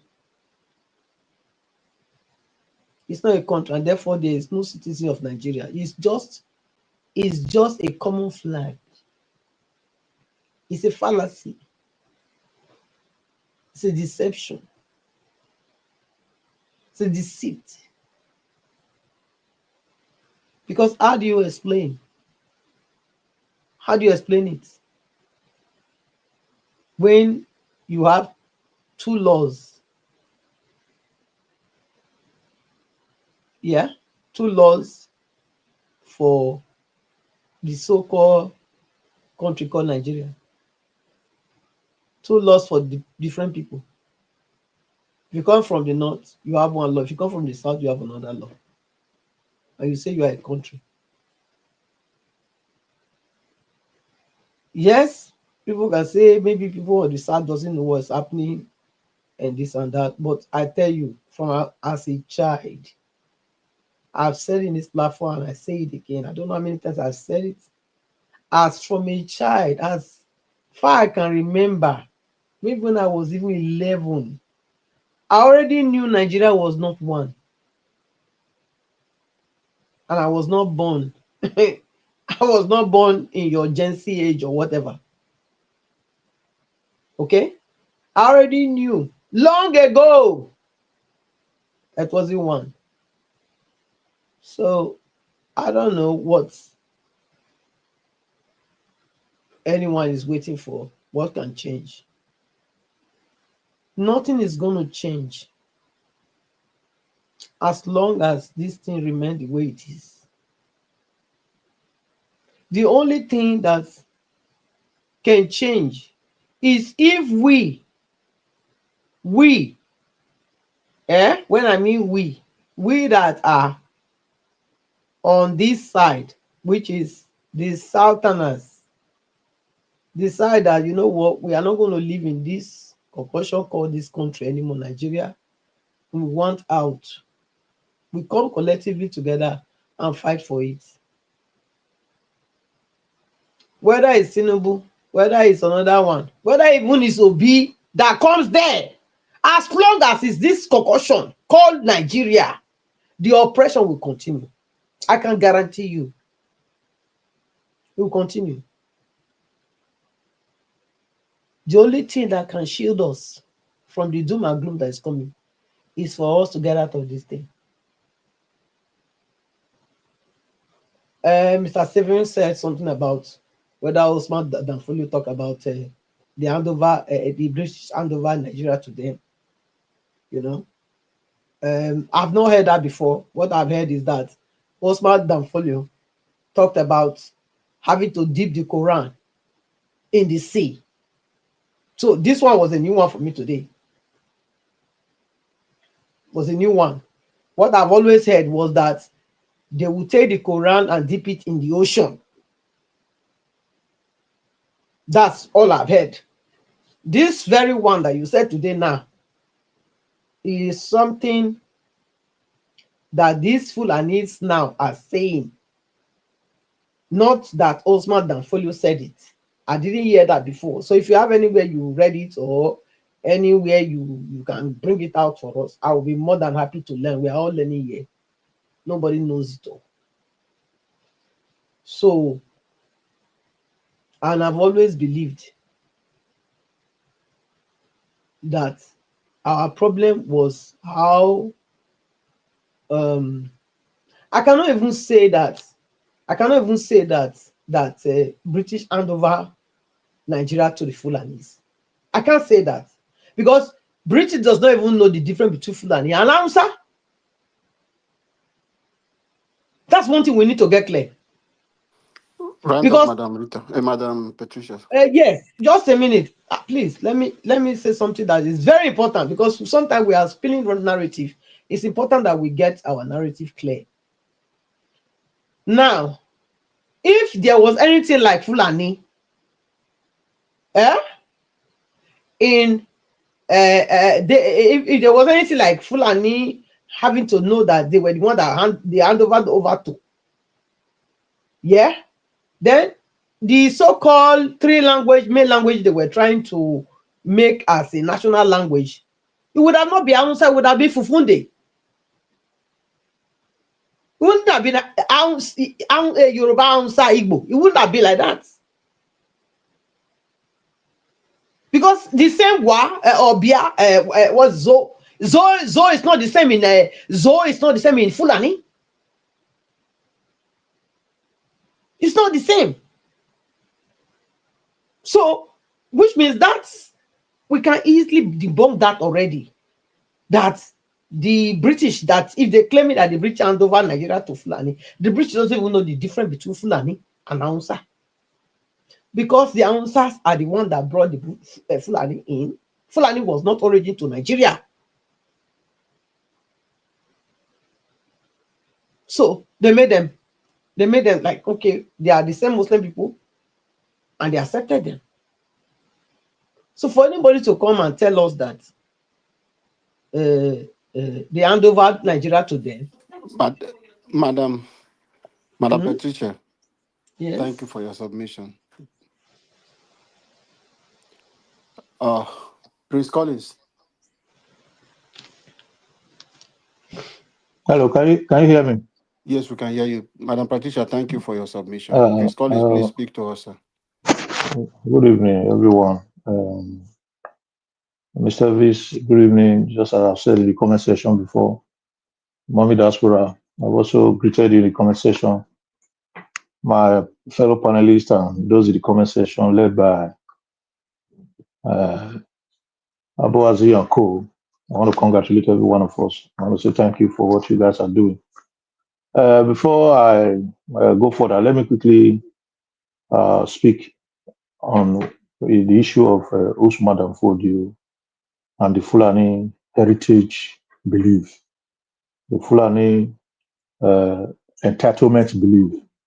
This thing has been there for a very long time. I'm surprised that the last speaker said she's hearing it for the first time. Let me just use 2 minutes of my time to emphasize on that area. When the British came to conquer Nigeria, when they came as a protectorate to amalgamate and enslave and do all what they came to do, most of the southern part of the nation, especially the south and southeast, and part of southwest and part of southeast, resisted the British. And that is just, I'm just going to give a brief history of how those narratives come about. They resisted the British, and they didn't allow the British to come down. But right at the north, it was a straight entrance because they allowed them to come in, and they penetrated Nigeria through the northern part of Nigeria. And all the period they tried to rule, the North were totally behind them, doing all the atrocities that they were doing. And when they wanted to get independence, do not forget that before we had our independence, we would have had independence earlier on. But because the Northerners said they were not prepared, that their people are too poor, their people are illiterate, they are not aware of anything yet. That was what delayed our independence up to 1960. And even while they agreed on independence in the year 1960, the Northerners were still skeptical about having that independence because many of them was, sorry to use the word, they were ignorant, they were uneducated, and very, very stark, illiterate. So that is what is still carrying us on today. That the Muslim and jihadist belief, they don't accept Western education. They've been against Western education. They've been against formal education. They believe in Islamic religion and Islamic mobilization of civilization, which is not actually powerful. But while the British were living, if you remember, if you look at the military history of Nigeria, it is made up of the Northerners. Why? Because they were loyal. They pledged their loyalty to the British. They took a lot of them, multiples of the Northerners. They took them, they trained them up in the United Kingdom and brought them back to become the military. That is why you find out that those that have ruled us right from time since the regime of all the military was Northerners, and not Northerners. They are specifically Fulani. Babangida is a Fulani man. Abacha is a Fulani man. Buhari is a Fulani man. What's the late Yaradua is a Fulani man. In fact, a flux of them, and there are books that if you go and read this book written recently by Babangida, the book that was written by Babangida, you will look at how the cabal that ruled us from early 70s in the military till the last time was made up of a clique that was set up in one unit of Fulani. So if you go back to that, you'll be able to find that out. So Usman Afodio also mentioned that Nigeria belonged to them because when they came, Usman Afodio, the Fulani came as foreigners to invade. Even they invaded the Hausas. They took power from there. They conquered the Hausas and put their kingship on top of Hausa people because these people were there. They were free thinkers. They were not having this religious practice, or rather a traditional head that was heading them. They were free thinkers. That is why they penetrated them. And that is why the British also penetrated them, because they didn't have anything like monarchic system of government. So that one is already there. Just briefly, I just wanted to be aware that these things are in the books. If you put it in Google Scholar, you'll be able to get some nice things that will tell you more about it. So the Fulani, they believe that the God has asked them to come and take Nigeria as their land. They've got that belief. That is why during Obasanjo regime, there was the agenda of Islamization of Nigeria. If you go back to history, that was when they started planning what they are executing now. They started it in the early 2000s when Obasanjo was still there. That was when they were carrying rumor, holding meetings on that they are going to Islamize Nigeria. And don't forget, if you listen to those that have been speaking all this while, especially a pastor that spoke, one reverend father that spoke extensively about the killings in the north, he spoke about how the killing started while he was 11 years old. So this thing didn't start now. It's just that it is more rampant and more pronounced now that is calling for more attention. The killings of Christians in the north more than 30 years back.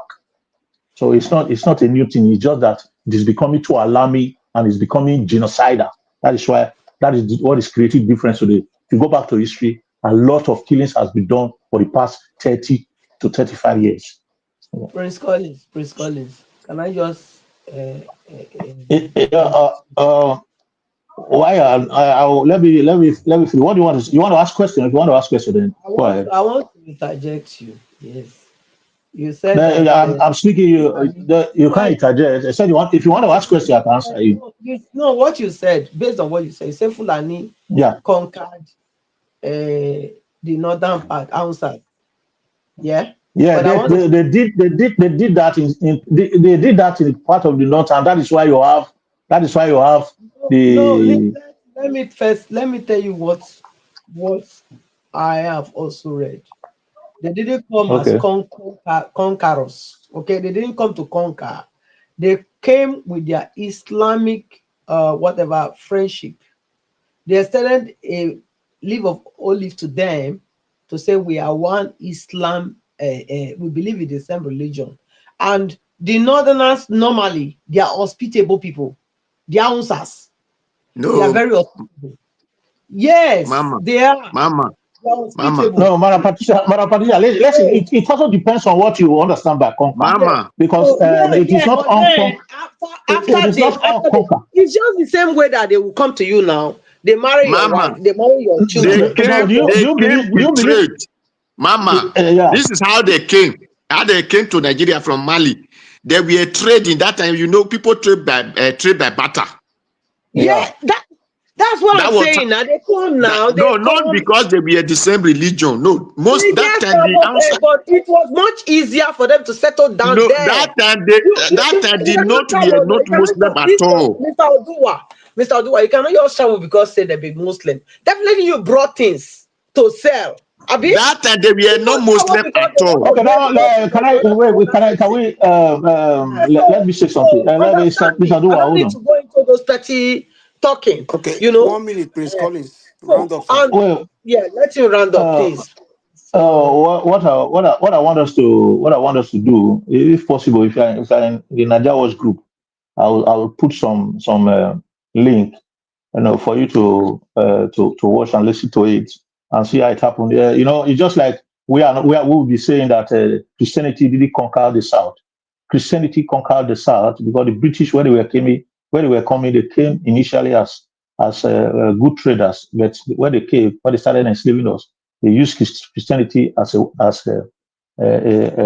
calming weapon, and they had the other weapon on the right hand side. So it depends on what you understand by conquering. So conquering might not always be in war. It might be by way of intrigues, by way of manipulation, pretense. So I think let me quickly finish before we can maybe at the next submission or maybe when we start discussing, we'll have.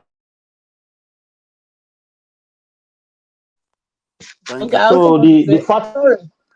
You Thank you, Prince finished? Collins. as a matter of fact, the Northerners, as a matter of fact, Thank you, Prince Collins. Thank you for that submission. Thank you, and God bless you. Was it Mr. finished? Was Odua, it finished? Mr. Odua, Thank you, sir. Good if evening, you are there, Victor. please speak to us, Yes, sir. I'm here. Good Prince Collins, evening. thank you. Thank you. We lost you, and your minute has ended. Thank you, sir. Let Mr. Okay. Odua all speak. right. Thank you. You will come back to you, sir. Okay. Thank you. Thank you. Good evening, Dr. Alabo. Good evening, everyone in the panel. Good evening, Mr. Naija Wash, Mommy Diaspora. Good evening, ma. Thank you. God bless you for your good work and what you are doing for us. Good evening, commenters, listeners, and viewers, and the passerby. Well, it is good to be here today that really our brother Stephen told us many things. And Buba Galadima still said the one he knows and the one he did not know. And people are saying what happened and what is really going on. Well, thank you all. Mama, let me put it straight. The Muslim conquered the North. But when they came, the North was not a Muslim at all. Not because they came, they were one religion. No, the most were not a Muslim at all. Just the way the British came or the Portuguese came to our land, that we are doing trading with us. That is how the Northern, the Mali people, these Fulani people came into the North. They were trading with them. Later, they introduced their religion to them. Then they accepted them and they started practicing it. Usman and Fodo were not just the one that brought the Islamic to the North. It is where the North have now accepted the Islam. They now went and called Usman and Fodio. Then when Usman and Fodio came, that was now, it now bring their jihad, what they call jihad on them. Then that is how it started emulating their kings. We are replacing it with the Fulani Emir. Because if not, they're supposed to be called Sariki. Their king were Sariki. And now replace it with Sultan and all that. Yes. So he said that if we are not putting one foot to another, just like the way the British disorganized our Assad people now, we wish everybody are now saying them that we are no longer one person, we are now king of our own, we are not this one for our own, which they forget how the religion, how the tradition, we are not calling it tradition, which our religion, how it spread into everywhere. There nobody who don't want to value it anymore. So this is how the Usman and Fodio start bringing one foot to another, a line to those people. Then all of them were not happy, thinking that those their king were really bad to them. Then that is how Usman and Fodio eliminate all of them and start putting emir to control all of them. That was how they make, because it started from Sokoto. That is where this thing, Sultan of Sokoto, is their head. That is where he started from. So then after that, he told them that this land is God given to them, that they have to take the Quran to the sea. But despite that, we, the Benin's, not resist them. That was why he could not pass the place at Okbila. And despite people say Awunchi, the king of Awunchi was the one who grew up in the North, who traded with the North. That was the one that brought the Muslim to the Awunchi. But the fight that Usman and Fodio bring was up to Benue. So it was the resistance that our people say, this kind of God, we don't value it. That was how, if not, it will have Islamized entire Nigeria. And so let us put that one straight. So he said it, that the Lord gave them this land. That is what all these Buhari and these people are still trying to do. Not believe that. If you hear the other time that all those young one, and they will still tell you that the Lord gave them this land. That was why that man that said that the oil of Bayelsa belongs to them. This thing of Niger Delta belongs to Zamfara. Because all of them believe that the Lord has given them the land. I have a person, Fulani, here who said that a government people came to their land. It's from a Guinea Conakry. Came to their land and tell them that all of the Fulani should come to Nigeria, that the Nigerian land belongs to the Fulani. So that is why when people are saying, when they will say the people from Mali, it was a war of Gaddafi in Mali, the war Gaddafi in Libya that caused terrorists. People should stop those nonsense lies that they are saying. The war in Libya rests on Libya. It did not bring any jihadists to Nigeria at all. It did not cause any Boko Haram to Nigeria at all. No, because I did, but I don't want to argue with you. It did. No, it did. Okay, did you know how many villages you need to pass before you come to Nigeria? Yeah, it's an answer. Don't worry, just give your solution. I'll tell you when I'm going to get to my. The ammunition, the inflow of this ammunition, and the let us not deceive ourselves. Those helicopters that you are seeing dropping inside the Nigeria bush, what are they bringing? Are they bringing tomatoes to us? That Gaddafi was giving Nigeria government money, the Fulani people, training a lot of people in Libya. All these things are all machineries. These ones are fact now. Killing Gaddafi, and the Nigeria war is different something. No, Mr. Dua, you know why? When the Gaddafi, all these people were settled in Libya and Evaron at the time Gaddafi was alive. So the killing of Gaddafi and the destruction of those that are Gaddafi loyalists make all these people to spread Who told themselves you around. that? Who told you that they destroyed the Gaddafi loyalists? Who told you that? What are you telling me? Did you go to Libya? Did you not think today Libya did not settle? I'm not telling you. We're not talking about settlement of Libya. I'm not telling you the That is destruction. to tell you they did not dislot Gaddafi loyalists, my brother. So let us not deceive ourselves because all these things is for the Nigerian people to be deceiving us. That is why no, the purification of arms came from there. They don't want us to see they don't want us to know. It's just like when to Nigeria we come here now, try to turn everything upside down in the eyes of us. That is what all these people who Buba Gadalima said. He said, sorry, sir. Gaddafi was raising army to defend Africa. That is what he was doing, to rise against the Western. So this was with different both people from Nigeria. Gaddafi has a force from Nigeria. Every country across Nigeria, across Africa. So now that one is the fact. Now, you people want me to lose the thought of the Gaddafi system. Anyway, however people see it, no problem. But I know that all these people that are telling you it is because of the USA, that is why. It's just because they don't want us. Buba Galadima said he was the one who went and called Buhari. They were the one that went and called Buhari and said, let them come and fight for them. Because of what was going on in Kwara. This Kwara now they are taking over. He said that is how Buhari came. Buhari don't wanted to answer them before. Say they are not trust. He said no. All of that is how all of they say even Buhari did not complete the assignment. Buba Galadima still said it the last time interview. So it is out there. And this is the man I'm telling you, America should not come. Because if they throw bomb, we meet my brother. Let the bomb come. Whoever that remain after the bomb settle the land is better than you who don't want them to throw bomb. Then your brother is destroying me. Then who did you say they should come and do the bomb for me? That will not destroy your brother, because your brother that is destroying me is the soldier, is the police, is the navy, is the air force. Him is the everything. Is the head to give command. I said yesterday, that was why I asked to Nigeria, who has the right to give command to soldier to retrieve from a particular strategy? Is it not the head of the soldiers who can give order and said, stay there and whatever happen, remain there? Is it not the head that can tell you, don't shoot or shoot? Is it not the head of the soldiers? So for a student to be kidnapped and soldier just left more than 45 minutes, those children were kidnapped. Is it not a person from the head they give authority and said, you people should go away from that place? So now, these are the person now telling you America should not come. America should come. America should come and use those weapons by themselves, because they should not collaborate with Nigerian government, because Nigerian government are the Boko Harams.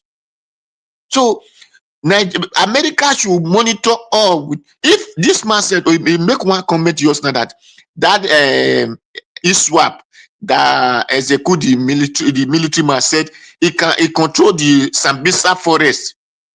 He control the Sambisa forest.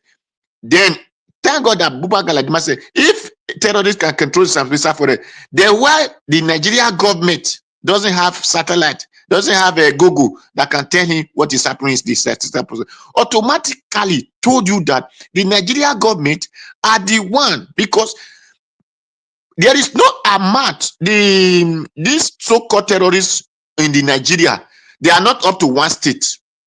If all of them come together, they are not up to the people of one state. So the Nigeria 10 seconds. Okay, thank you. The Nigerian government collects soldiers from every state and could not able out of the 36 states collect. We have soldiers, we have DSS, we have whatever, and they could not tackle this menace. If not, the Nigerian government is our problem. The Nigerian government is the terrorist killing us. So they should stop deceiving us. We, the common Nigeria, are begging America to come and help us from the hands of the terrorist government. Thank you. Thank you, Mr. Adua, for that wonderful submission. So let's go it round again. Let's just do three minutes. Mr. Stephen, if you are there, sir, give us Yeah, your I'm final still here. submission. Okay, give us your final submission. 3 minutes, sir. Yeah, my people, what I will just have to say is this. There is a solution. To every problem, there's always a solution. The first solution is the unity of the South, which the British actually did in order to continually enslave us. Yoruba man should know that an Igbo man is his brother. An Igbo man should know that an Ijaw man, an Ishekiri man, a Ibibio man, whatever it is, we are all one because our culture are intertwined. Our characters are intertwined. If we know this, then we are already in the verge, of winning the battle. Because what actually made us not to allow Usman Dafodio to go past where they went was because of the unity of the Yoruba people, the Yoruba Empire then, and the Benin Empire, who stood after they took over Kwara. They stood together and fought against, the invasion and the intruders at that time. So that's the first thing we need to do. There will be unity in the South, and number two, our politicians should look beyond their personal interests, which has been one of the problems of the South also.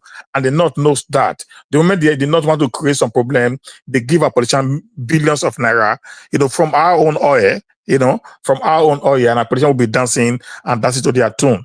That's number two. If our politicians can be united and stand at the front and also defend their people whenever issue arises like this, just the way the North are doing now, then we are going to have a better Nigeria.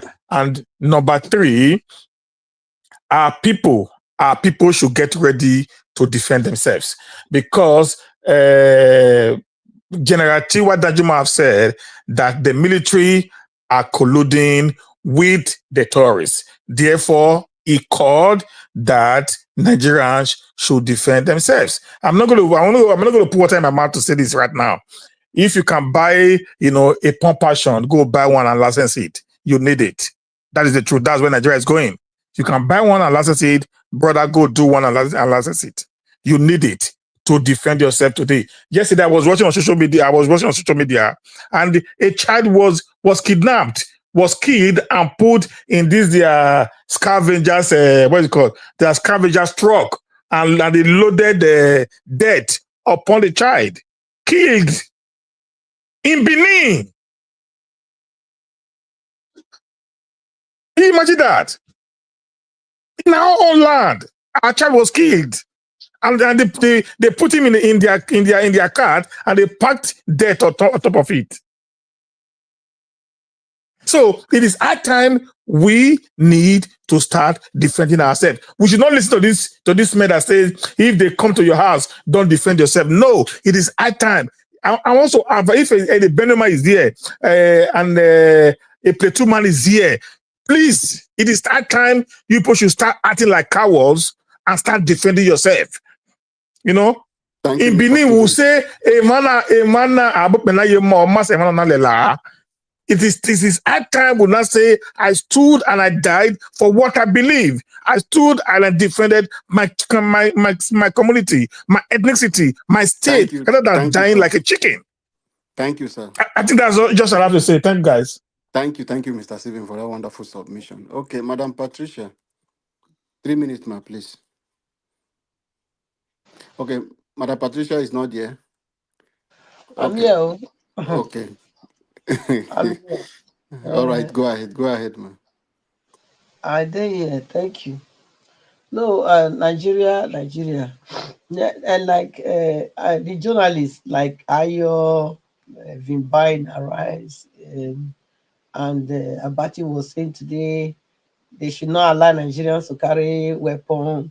I actually gave a comment there that they don't know what they are saying.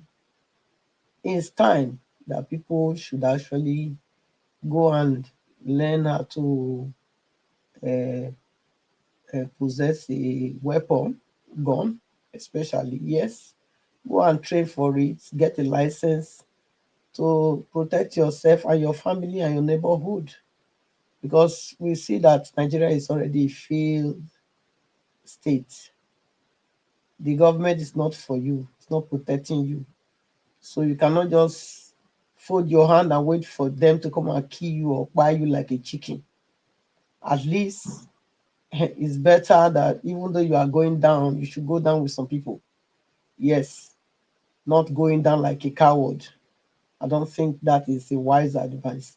And then, is it Prince Collins? You said you will send whatever information on Google.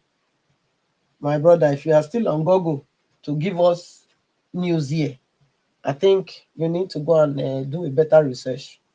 You need to find a better search engine to be using, because Google, everybody knows already. Uh, their story there is not straight anymore. There's a lot of lies there, and they are changing narratives. So if that's where you're getting information from, sorry for you. And anybody that is bringing Google to to the WhatsApp page, please go and try and verify your information before you start running with it. That's my advice. Thank you, Mr. Elvis. Good night. Thank you, Madam Patricia. God bless you for that submission. Mr. Odua, please speak to us, sir. Hello, Mr. thank you. Odua. Okay, Thank you thank you, very sir. much. 3 minutes, sir. Well, for me, the truth, because me, I believe on unity, because the power to subdue anything is unity. And even this state police, I mean, whatever people want to do, it we unite. If we unite ourselves and say we want to do this thing, we can do it. But the reason that these people are having power, because we refuse to unite. That is why people say, Nigeria, don't come against the Nigerian law, against Nigerian constitution. A country that did not protect you and you are in Nigeria, then what is the constitution? What is the law? It is because police arrest you because the people fail to do the right thing. Soldier come and bomb your village because people refuse to tell that soldier that right you thought you have to come and bomb my village, you doesn't have it. So that is why I'm saying our people are our own problem, because I'm using myself as example. If I were to be a soldier and you this kind of sending person to Abuja, obey the last command, whatever, I will tell you, I did not enter soldier in the name of that state. That state have their own people that enter soldier. If they want to protect themselves, let those people of that state go there. I am here because of my people. I come to this thing so that I can protect my people. So that is what I believe. If our people have that sense, all this, they recruit them today in the south, tomorrow they take them to the north and go and kill all of them. It will have not be happening. Because that man they kill now. All right. Mr. Odoa, thank you, sir. Thank you. You need to round up in 5 minutes, please. Everybody, let's round up the show. I just wanted to say that. Thank you. Okay, Mr. Odua, you still have 1 minute. Finish. Okay. So, until our people begin to know, to take the right sense and said, no, don't take me to this place. This is what I want to do. And this is because that is why they say patriotic. Our people are no longer patriotic. They don't even have that sense of patriotism. Because if they have it, they will have known that you are from Edo State, you are from Kogi State, you are from Kwara State. It is because of your land you want to protect that make you to enter soldier. And that is why even people don't even supposed to pay government before to become a security man. It's supposed to be voluntary. But in Nigeria, you pay heaven and earth, even your name will not even be included to the team. So it is because we don't have that sense of humanity. How it's supposed to be existing. That is the truth. So unity, we can stand. This unity is divide, we fall. Thank you, Mr. Odua. Thank you. Let me just give my own final submission. Yeah, I just want to. Prince Collins, you don't come back. Okay. Welcome. Okay. Yeah. Okay, welcome back. Okay. Thank you. Okay, now make me and you share this remaining 4 minutes. 2 minutes. Nigeria was they wait for us. 2 minutes. Okay, Nigeria was. I will give my 3 minutes. I will. Okay, no problem. Go ahead. Okay, if you do you do well. You see, firstly, let me quickly, clear something. I think Ms. Patricia said, talk about Google and getting information from Google and all that. I think we should always get statement clear. I said Google Scholar. I didn't say Google. Google Scholar is different from Google. So Google Scholar gives you academic and concrete evidence information, and it gives you where it comes from. It's not a Google. You can't just go to Google and get even a encyclopedia or whatever. I don't rely on them. Google Scholar, put it Google Scholar, you get every information that are well researched and investigated. So the issue is this: you see, talking about whether Nigeria is going to be better or not, for me, it's not going to work. Whether they are buying weapons, everybody have their weapons in their individual houses, that is going to lead to another big issue. Why? Because people will now have weapons, and those that are in between, or rather those that think they want to use the weapon to protect themselves, will also use it against themselves in fragmented community, and that will lead to having fragmented structure of terrorist group or a kind of aggressive group among us, and it will lead to inhuman behavior among us. Why? Because the law in Nigeria, the system, the structure. That is why I keep leaning on the structure. The structure is not properly constructed. You can't compare Nigeria with a civilized world where the security system is well defined, whereby there is checkmating, control, and analysis of whatever that is going on, whereby there is action and inaction for anybody that perform anything, whether good or bad, where there is reward and punishment for good or bad. The justice system in Nigeria is corrupt. So if we go into arms, it's going to lead to Nigeria is going to be an environment for genocide. I don't know how to describe it. Only imagination can describe what's going to happen if Nigeria, if they allow Nigeria to carry Thank arms, you. because in the first place, the genuity is not there. So the Thank you, environment Prince does not Collins. allow that, and we shouldn't think of that. We shouldn't reason that, because that Nigeria will just go to an end very Thank you, fast if Prince we try that. Collins. All right, thank you, my brother. You don't take the whole 4 minutes too. Thank you, sir, for that No, wonderful Nigeria will submission. give you a very no verse. No, wala. Okay, thank you. Let me just do first before Niger Watch come. Uh, my own side is giving ammunition to individual in Nigeria with the level of poverty in Nigeria. Nobody should even advocate for that.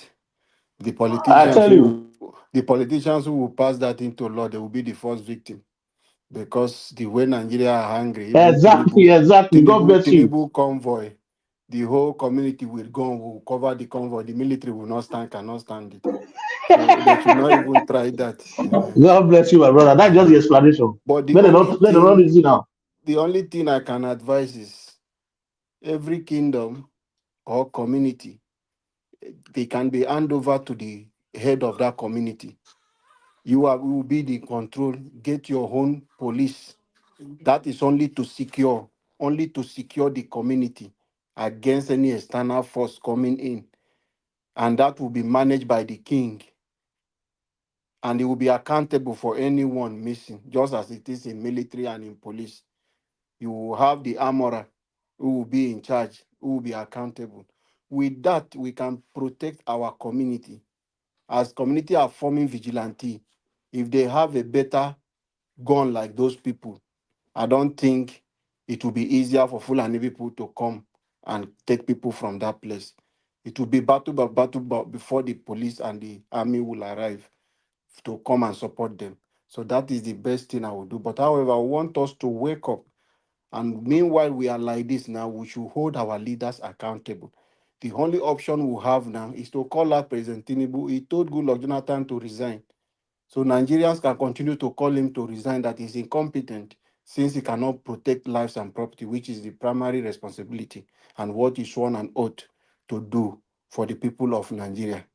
So anyone who is waiting and saying, oh, we want to wait for this one, like the Ned Moke is advocating for people to carry gun. You will wait and wait tired. That will not come to any light in Nigeria. It is impossible. We should hold our leaders, the governors, who are the chief security of the state at this moment, while we are waiting for that time that the right thing will happen. I want to have the country of my own, the South. If you want to carve 6 states, all the 6 regions, give us, let us come. Then later we can come together and see if we can come as a country. Then that will be a better agreement. You will control your resources, I will control. I have nothing to come and do. You cannot take my money to go to Zamfara. Then I will not see the gold that is coming from Zamfara. But my oil will be developing Zamfara. So that is the only way we can go forward. As it is with the current statistics we have today and the current structure we have in Nigeria, the Fulanis, the people top there will continue to decide who will be your president. All right, They thank will you. continue to nominate people, impose people on you. Thank you, Mr. Naja Watch, for giving us this opportunity. Yeah, Neduwoko is a mistake. Neduwoko is just a mistake for giving that kind of submission. Thank you. I appreciate every one of you. Mr. Collins, is a mistake on what submission? Which area?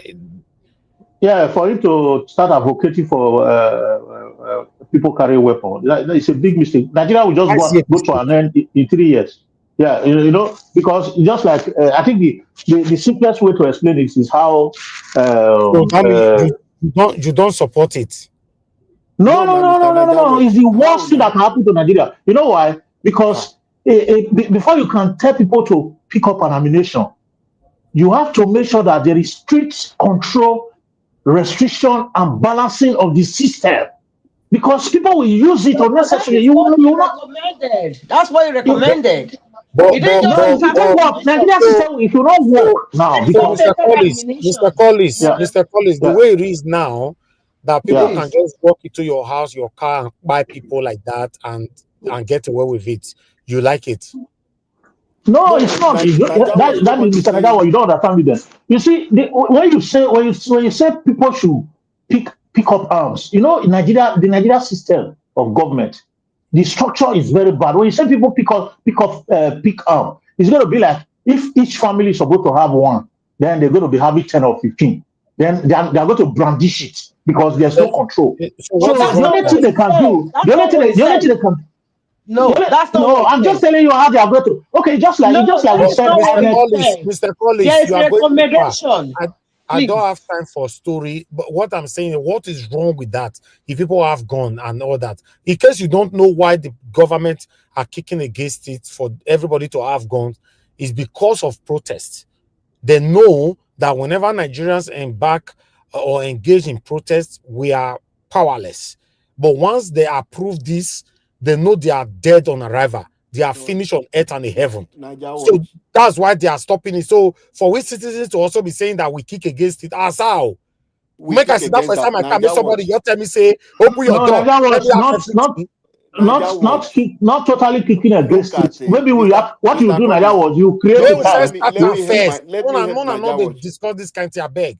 Do you know how many Naja people they Watch. are crying Let me every day? clarify something for you. No, Naja Watch. I pray, Mr. Elvis, make it be seen at them. Now this thing go happen to when they go no say yes. If they're supposed to get gone, No, where they meet them. nobody. Because you No, see, Madam it's very easy Patricia. to stay No, in your Mr. comfort Alagbo, zone I beg, and be forget saying you that don't need story, I it. beg. I don't want to use my platform to discuss this kind of discouragement. I don't like it. You know, there are things I don't want to continue discussing. Do you know what it means that you're on the traffic? Somebody will break your window and take every belonging things in your car or move you out of the car and kidnap you and take you away. What if I was having my own weapon to defend myself? What are you people Okay, talking about? Naja Mr. Watch. Nigeria This is was, why can I we ask are you a talking question? about Mr. Nigeria was, can I ask you a that question? policing. So what's the question? Okay, What the Northerners that are having weapons now, is it Nigeria government that has it that told them to have it? That's why they That want gave to make them it authority? legitimate. That No, they question. don't need to make it legitimate. Let everybody go and get it. They don't need to make it legitimate. Go No, and no, get no, yours. no. Let them make it legitimate, sir. So that everybody, if we be 58 for my family, everybody will have 58 weapon for house. Simple. Simple as ABCD. If we are waiting for Nigeria to legalize it before we go and have it, then we are not ready. Because guys, let me tell you something. Neighbor quarrel with you. You come even America. Mr. Collins, Mr. Collins, No, that's not the issue. We need everybody need go in that country. If listen, Mr. Collins, wait, una see dey play. Una never know wait. where una If I dey. have gun, excuse me, sir. Excuse me, Stapad, hold on. If I have a gun, No, then please use the right word. Hold Don't on, say you don't know where you are. somebody's talking with the prince, please. yeah. Listen, guys. If I have a gun, you have a gun. The other person have a gun. Insecurity will reduce. This is the truth of the matter there. Because I will be afraid because I know you have. You will be afraid that I know I have. Everybody will be very careful. Let me tell you something. Victor Oganekbos, you said something on the comment section. You said, Mr. Elvis, why is he not forcing the government to do the right thing? Which government? Sometimes it will be like say everybody they sleep for this platform. The same government that the satanic government that be ruling before you were born. Now you say they're forced to do something. Forced to do what? They tell you say they don't know where to the happen for Nigeria. People that have deliberately paid deaf ear to our plights. People that have deliberately see us dying. How many people you have seen that they have died in Nigeria and our government investigated it and the people that died there were apprehended? How many? Which government you want him to force? Let everybody carry a weapon. Please, don't discourage that kind of thing on my platform. There are so many other platforms, discuss it there. There are things I cannot take at all here. Please. When I'm not there in Nigeria, when I'm there abroad, living in a comfort zone in abroad, and I tell nobody to carry a weapon. Then you are living in abroad. Do you know how many people that fight every day in Nigeria? Mr. Elvis, nobody is saying that. That is what you were saying. Don't call it. Understand what I'm saying. You said the system is not properly structured for things like that to happen. That's a failed statement. That is why they are calling for state policing and community policing. Forget that. May we get weapon first. If we do that and give it to the community. Mr. Alabo, Mr. Alabo, Senator Ned Wogo, he gave out almost 4 points as to who and who can be qualified to carry it. Which facility does Nigeria have? It's not as you are just looking at it. How many people are registered in healthcare? All right. Forget it. Okay. It will happen. Okay, it will happen. Thank you. People like me, yes, I need it, and I will get it. Thank you, everybody. You can go and get gun. You Mr. have Alabo, double barrack. They give people a double barrack. Oh God, Mr. Alabo, thank you, sir. Thank you. I want everybody to understand. That Nigeria is not working. Anybody that is waiting for government to be forced to do something, sometimes it will look like you making that statement, you have lost it in totality. Because the same government you are asking to be forced to do the right thing, they visit where you live today. They visit every developed countries. They have houses in developed countries. UK, America, Canada, mention it. Their family members, their children, all of them live abroad. They understand this. What you are trying to force them to do, they know. They are aware. But they are telling you that we are not interested.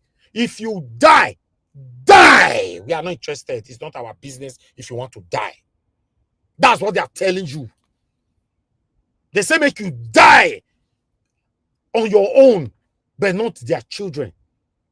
So you want me to get patience? Man, they wait, make the first force government first. Properly structure, database, everything will not be working like UK. They will not pass the law of everybody carrying weapons. Just imagine that statement for Christ's sake. A journey that you know that this will be a everlasting journey, that it can never come to reality.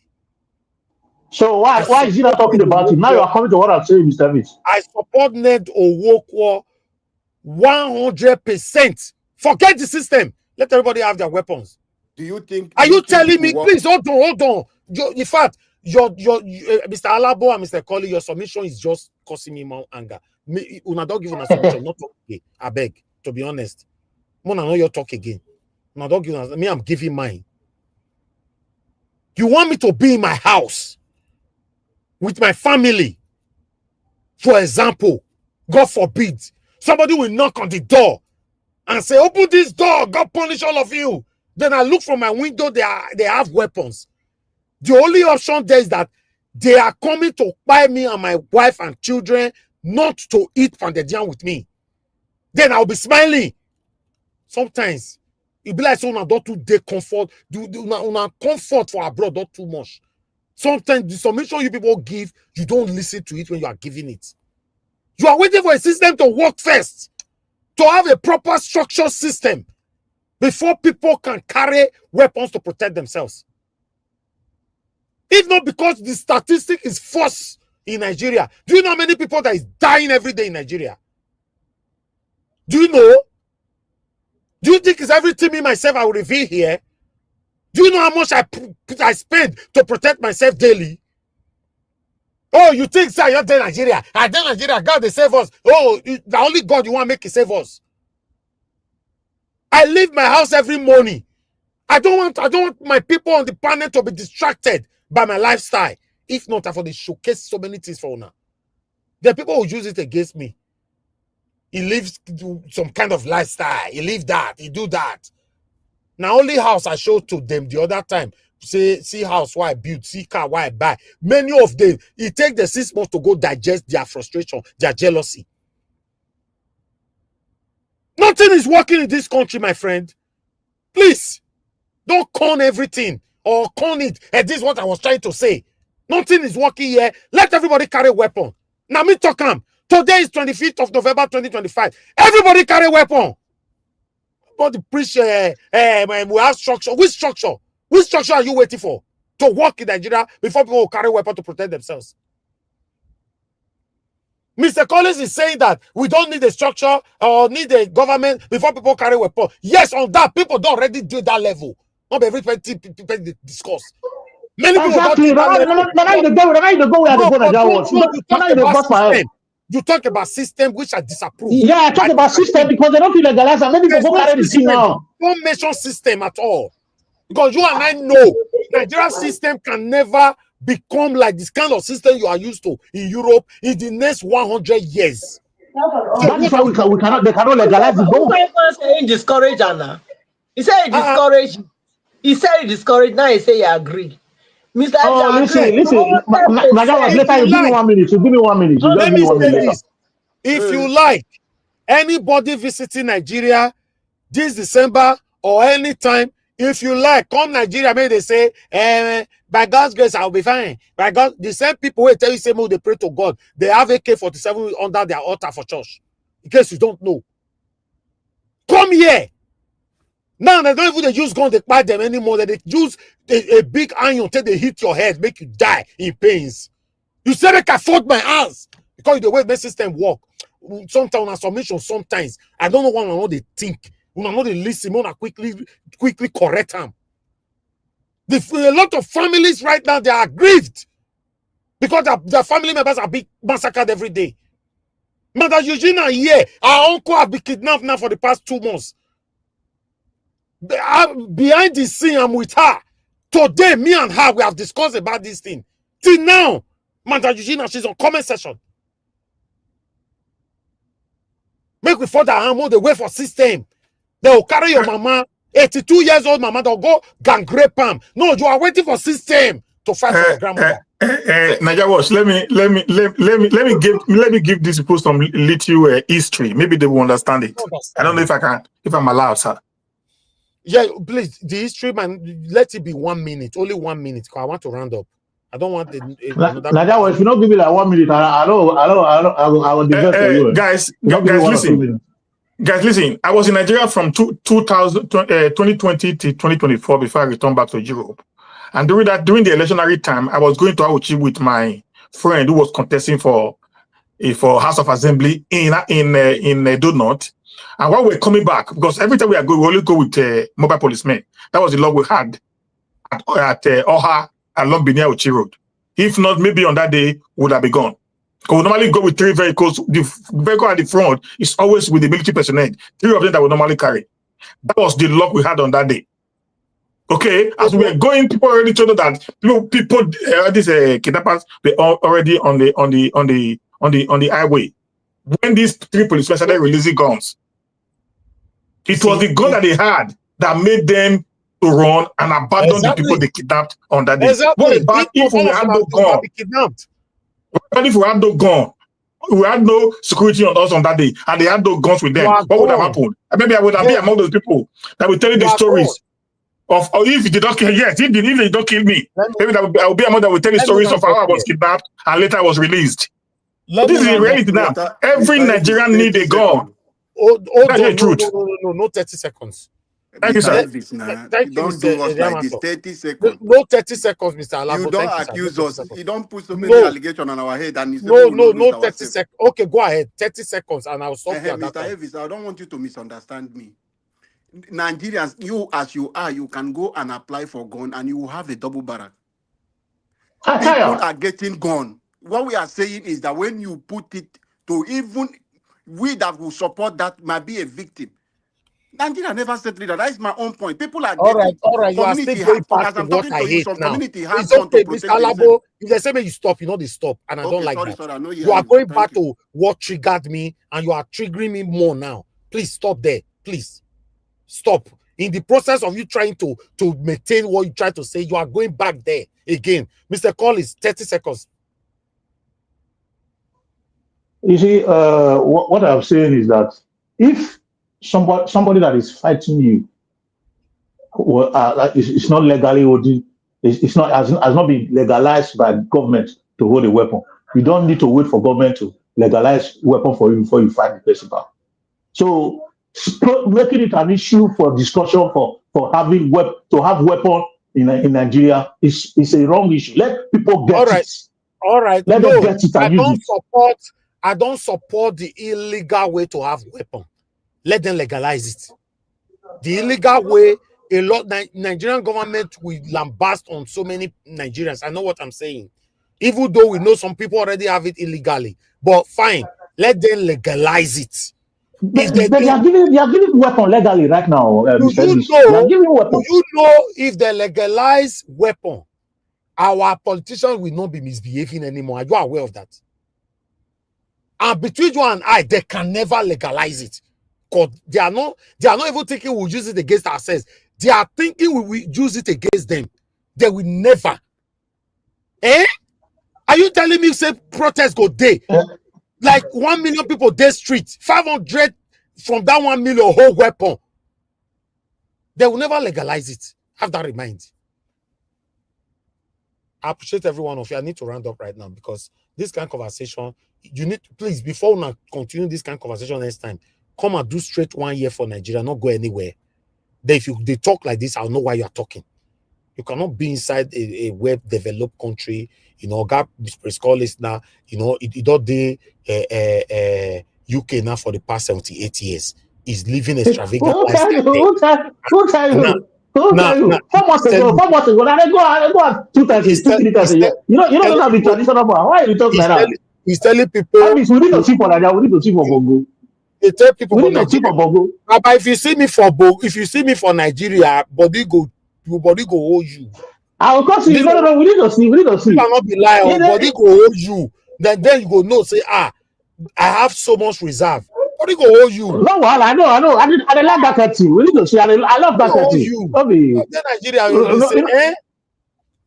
say, in fact, I appreciate every one of you. If not because of 1 or 2 things, my mama did comment section. I thought, see my on this camera. I know they are so I can't watch football with my friends, but my show na setting. No, I know you. You don't need to. I understand. I know you. I know you. This I go enter road this kind of time myself. They road. Now outside I do outside. See, I didn't say I can't talk to one so. So forget. Don't try yourself. You'll die for nothing. That small wealth you don't acquire for yourself, your family members go share them. In fact, they never bury you. You still dey mortuary and dead or they fight for your property. Don't they fight for your property? Don't try them. Nigeria are not friendly. If they come Nigeria, you can't say, yeah, you want to go pass already. They go Benin. I pray. God Almighty will be with me. No worry. Don't worry. God Almighty not talk and say if you be Christian, say you not go die. Oh. He only guarantee you say if you die, you go heaven if you be good person. He not say you not go die. He not talk like that. On my video. For me, Naija was Christian they fuck up. Not be say Christian they fuck up for the Naija. Not be say. I appreciate every one of you, my people. Now God now go bless you now. Nigeria is not working. That's all I can say. If the government can legalize weapon, I will support it. Today is 25th of November 2025. I will 100% support it. In fact, I 100% support the bill of named Onwoko. 100%. If it comes to reality, I'll be the happiest person on earth. May everybody hold himself now. If you say gay, I'll say gay. That's it. Oh, everybody hold himself. They say one yes, smelly goat. Smelly thing we never bath for the past 2 years. They go carry your own sister or your wife enter bush. All of them go they gang, they sleep with them. They gang, they sleep with her at the end of stick by them. You know what that means? The same people that is sleeping with cow. You don't know what these people are passing through. Whenever they release any female, they'll say, I'll be released. You don't know the trauma they will live with in the rest of their lives. Oh, you think they don't carry their death, they give the bread and butter, right? They gang, they sleep with them every single day. At the end, they'll still slaughter them. It's painful. It's painful that we find ourselves in this situation. I appreciate you all for coming. Thank you, Mr. Stephen. I appreciate you, sir. Thank you for opening the door today. And thank you, my brother, Jim Nation. Thank you, my brother, Prince Collis. You are not more frequent. Try to be more frequent. Not you talk today, you come back the next 78 years again. Thank you, I appreciate you. Thank you. No worry, Mr. For next month in that time. No worry. All right. Thank you, sir. Thank you, Madam Patricia. God bless you, ma. Mother of the panel today. Appreciate you. I appreciate those of you that called in. A lot of you called in. Black Panther, my brother, Madam Origin, and many others. God bless you all. And nobody buy me coffee today, so maybe tomorrow is another day. Thank you very much. God bless you. Everyone right there, starting with my mother of all Mommy Diaspora. Thank you very much, Mommy. I appreciate you, Mommy, for all that you do. And my lovely brother, Abu Azi. Thank you very much. And God bless you. Thank you, Madam Peggy Modi, Madam Eugenia, Madam Stella Masavedo, Madam Origin on the comment section as well. God bless you all. Thank you, At Peace. Thank you very much. I appreciate you. And thank you, Mr. Pansat. I can see you in the comment section as well. Thank you. Now God will bless you all for now. Divine Cross and many, many others. My people, we've come to the end of the broadcast. I'll see you guys again tomorrow. Fingers crossed, 7 p.m. Nigerian time. If we can, we'll put a pre-recorded video for you during the day. My people, press on the like before you go and help us to share. This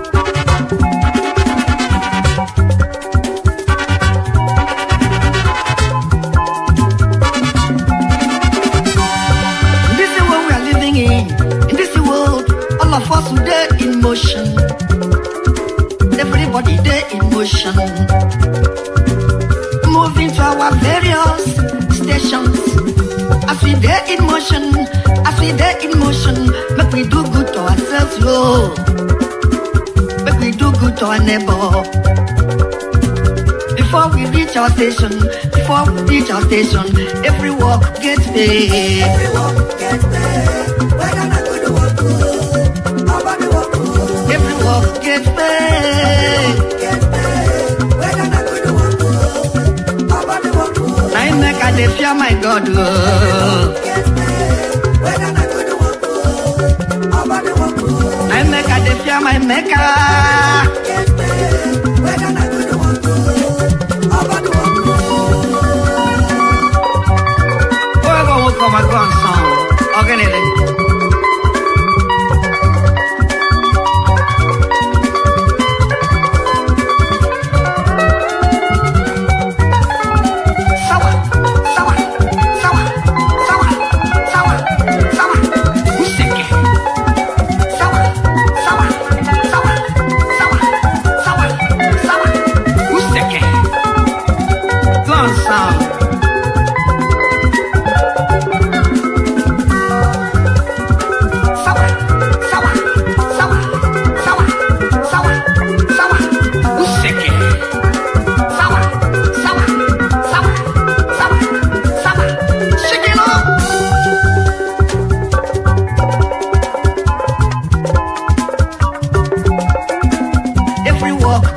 pay.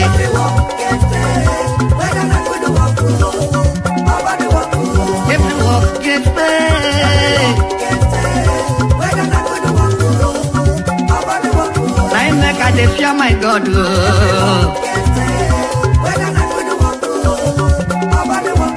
I make a dey fear my maker.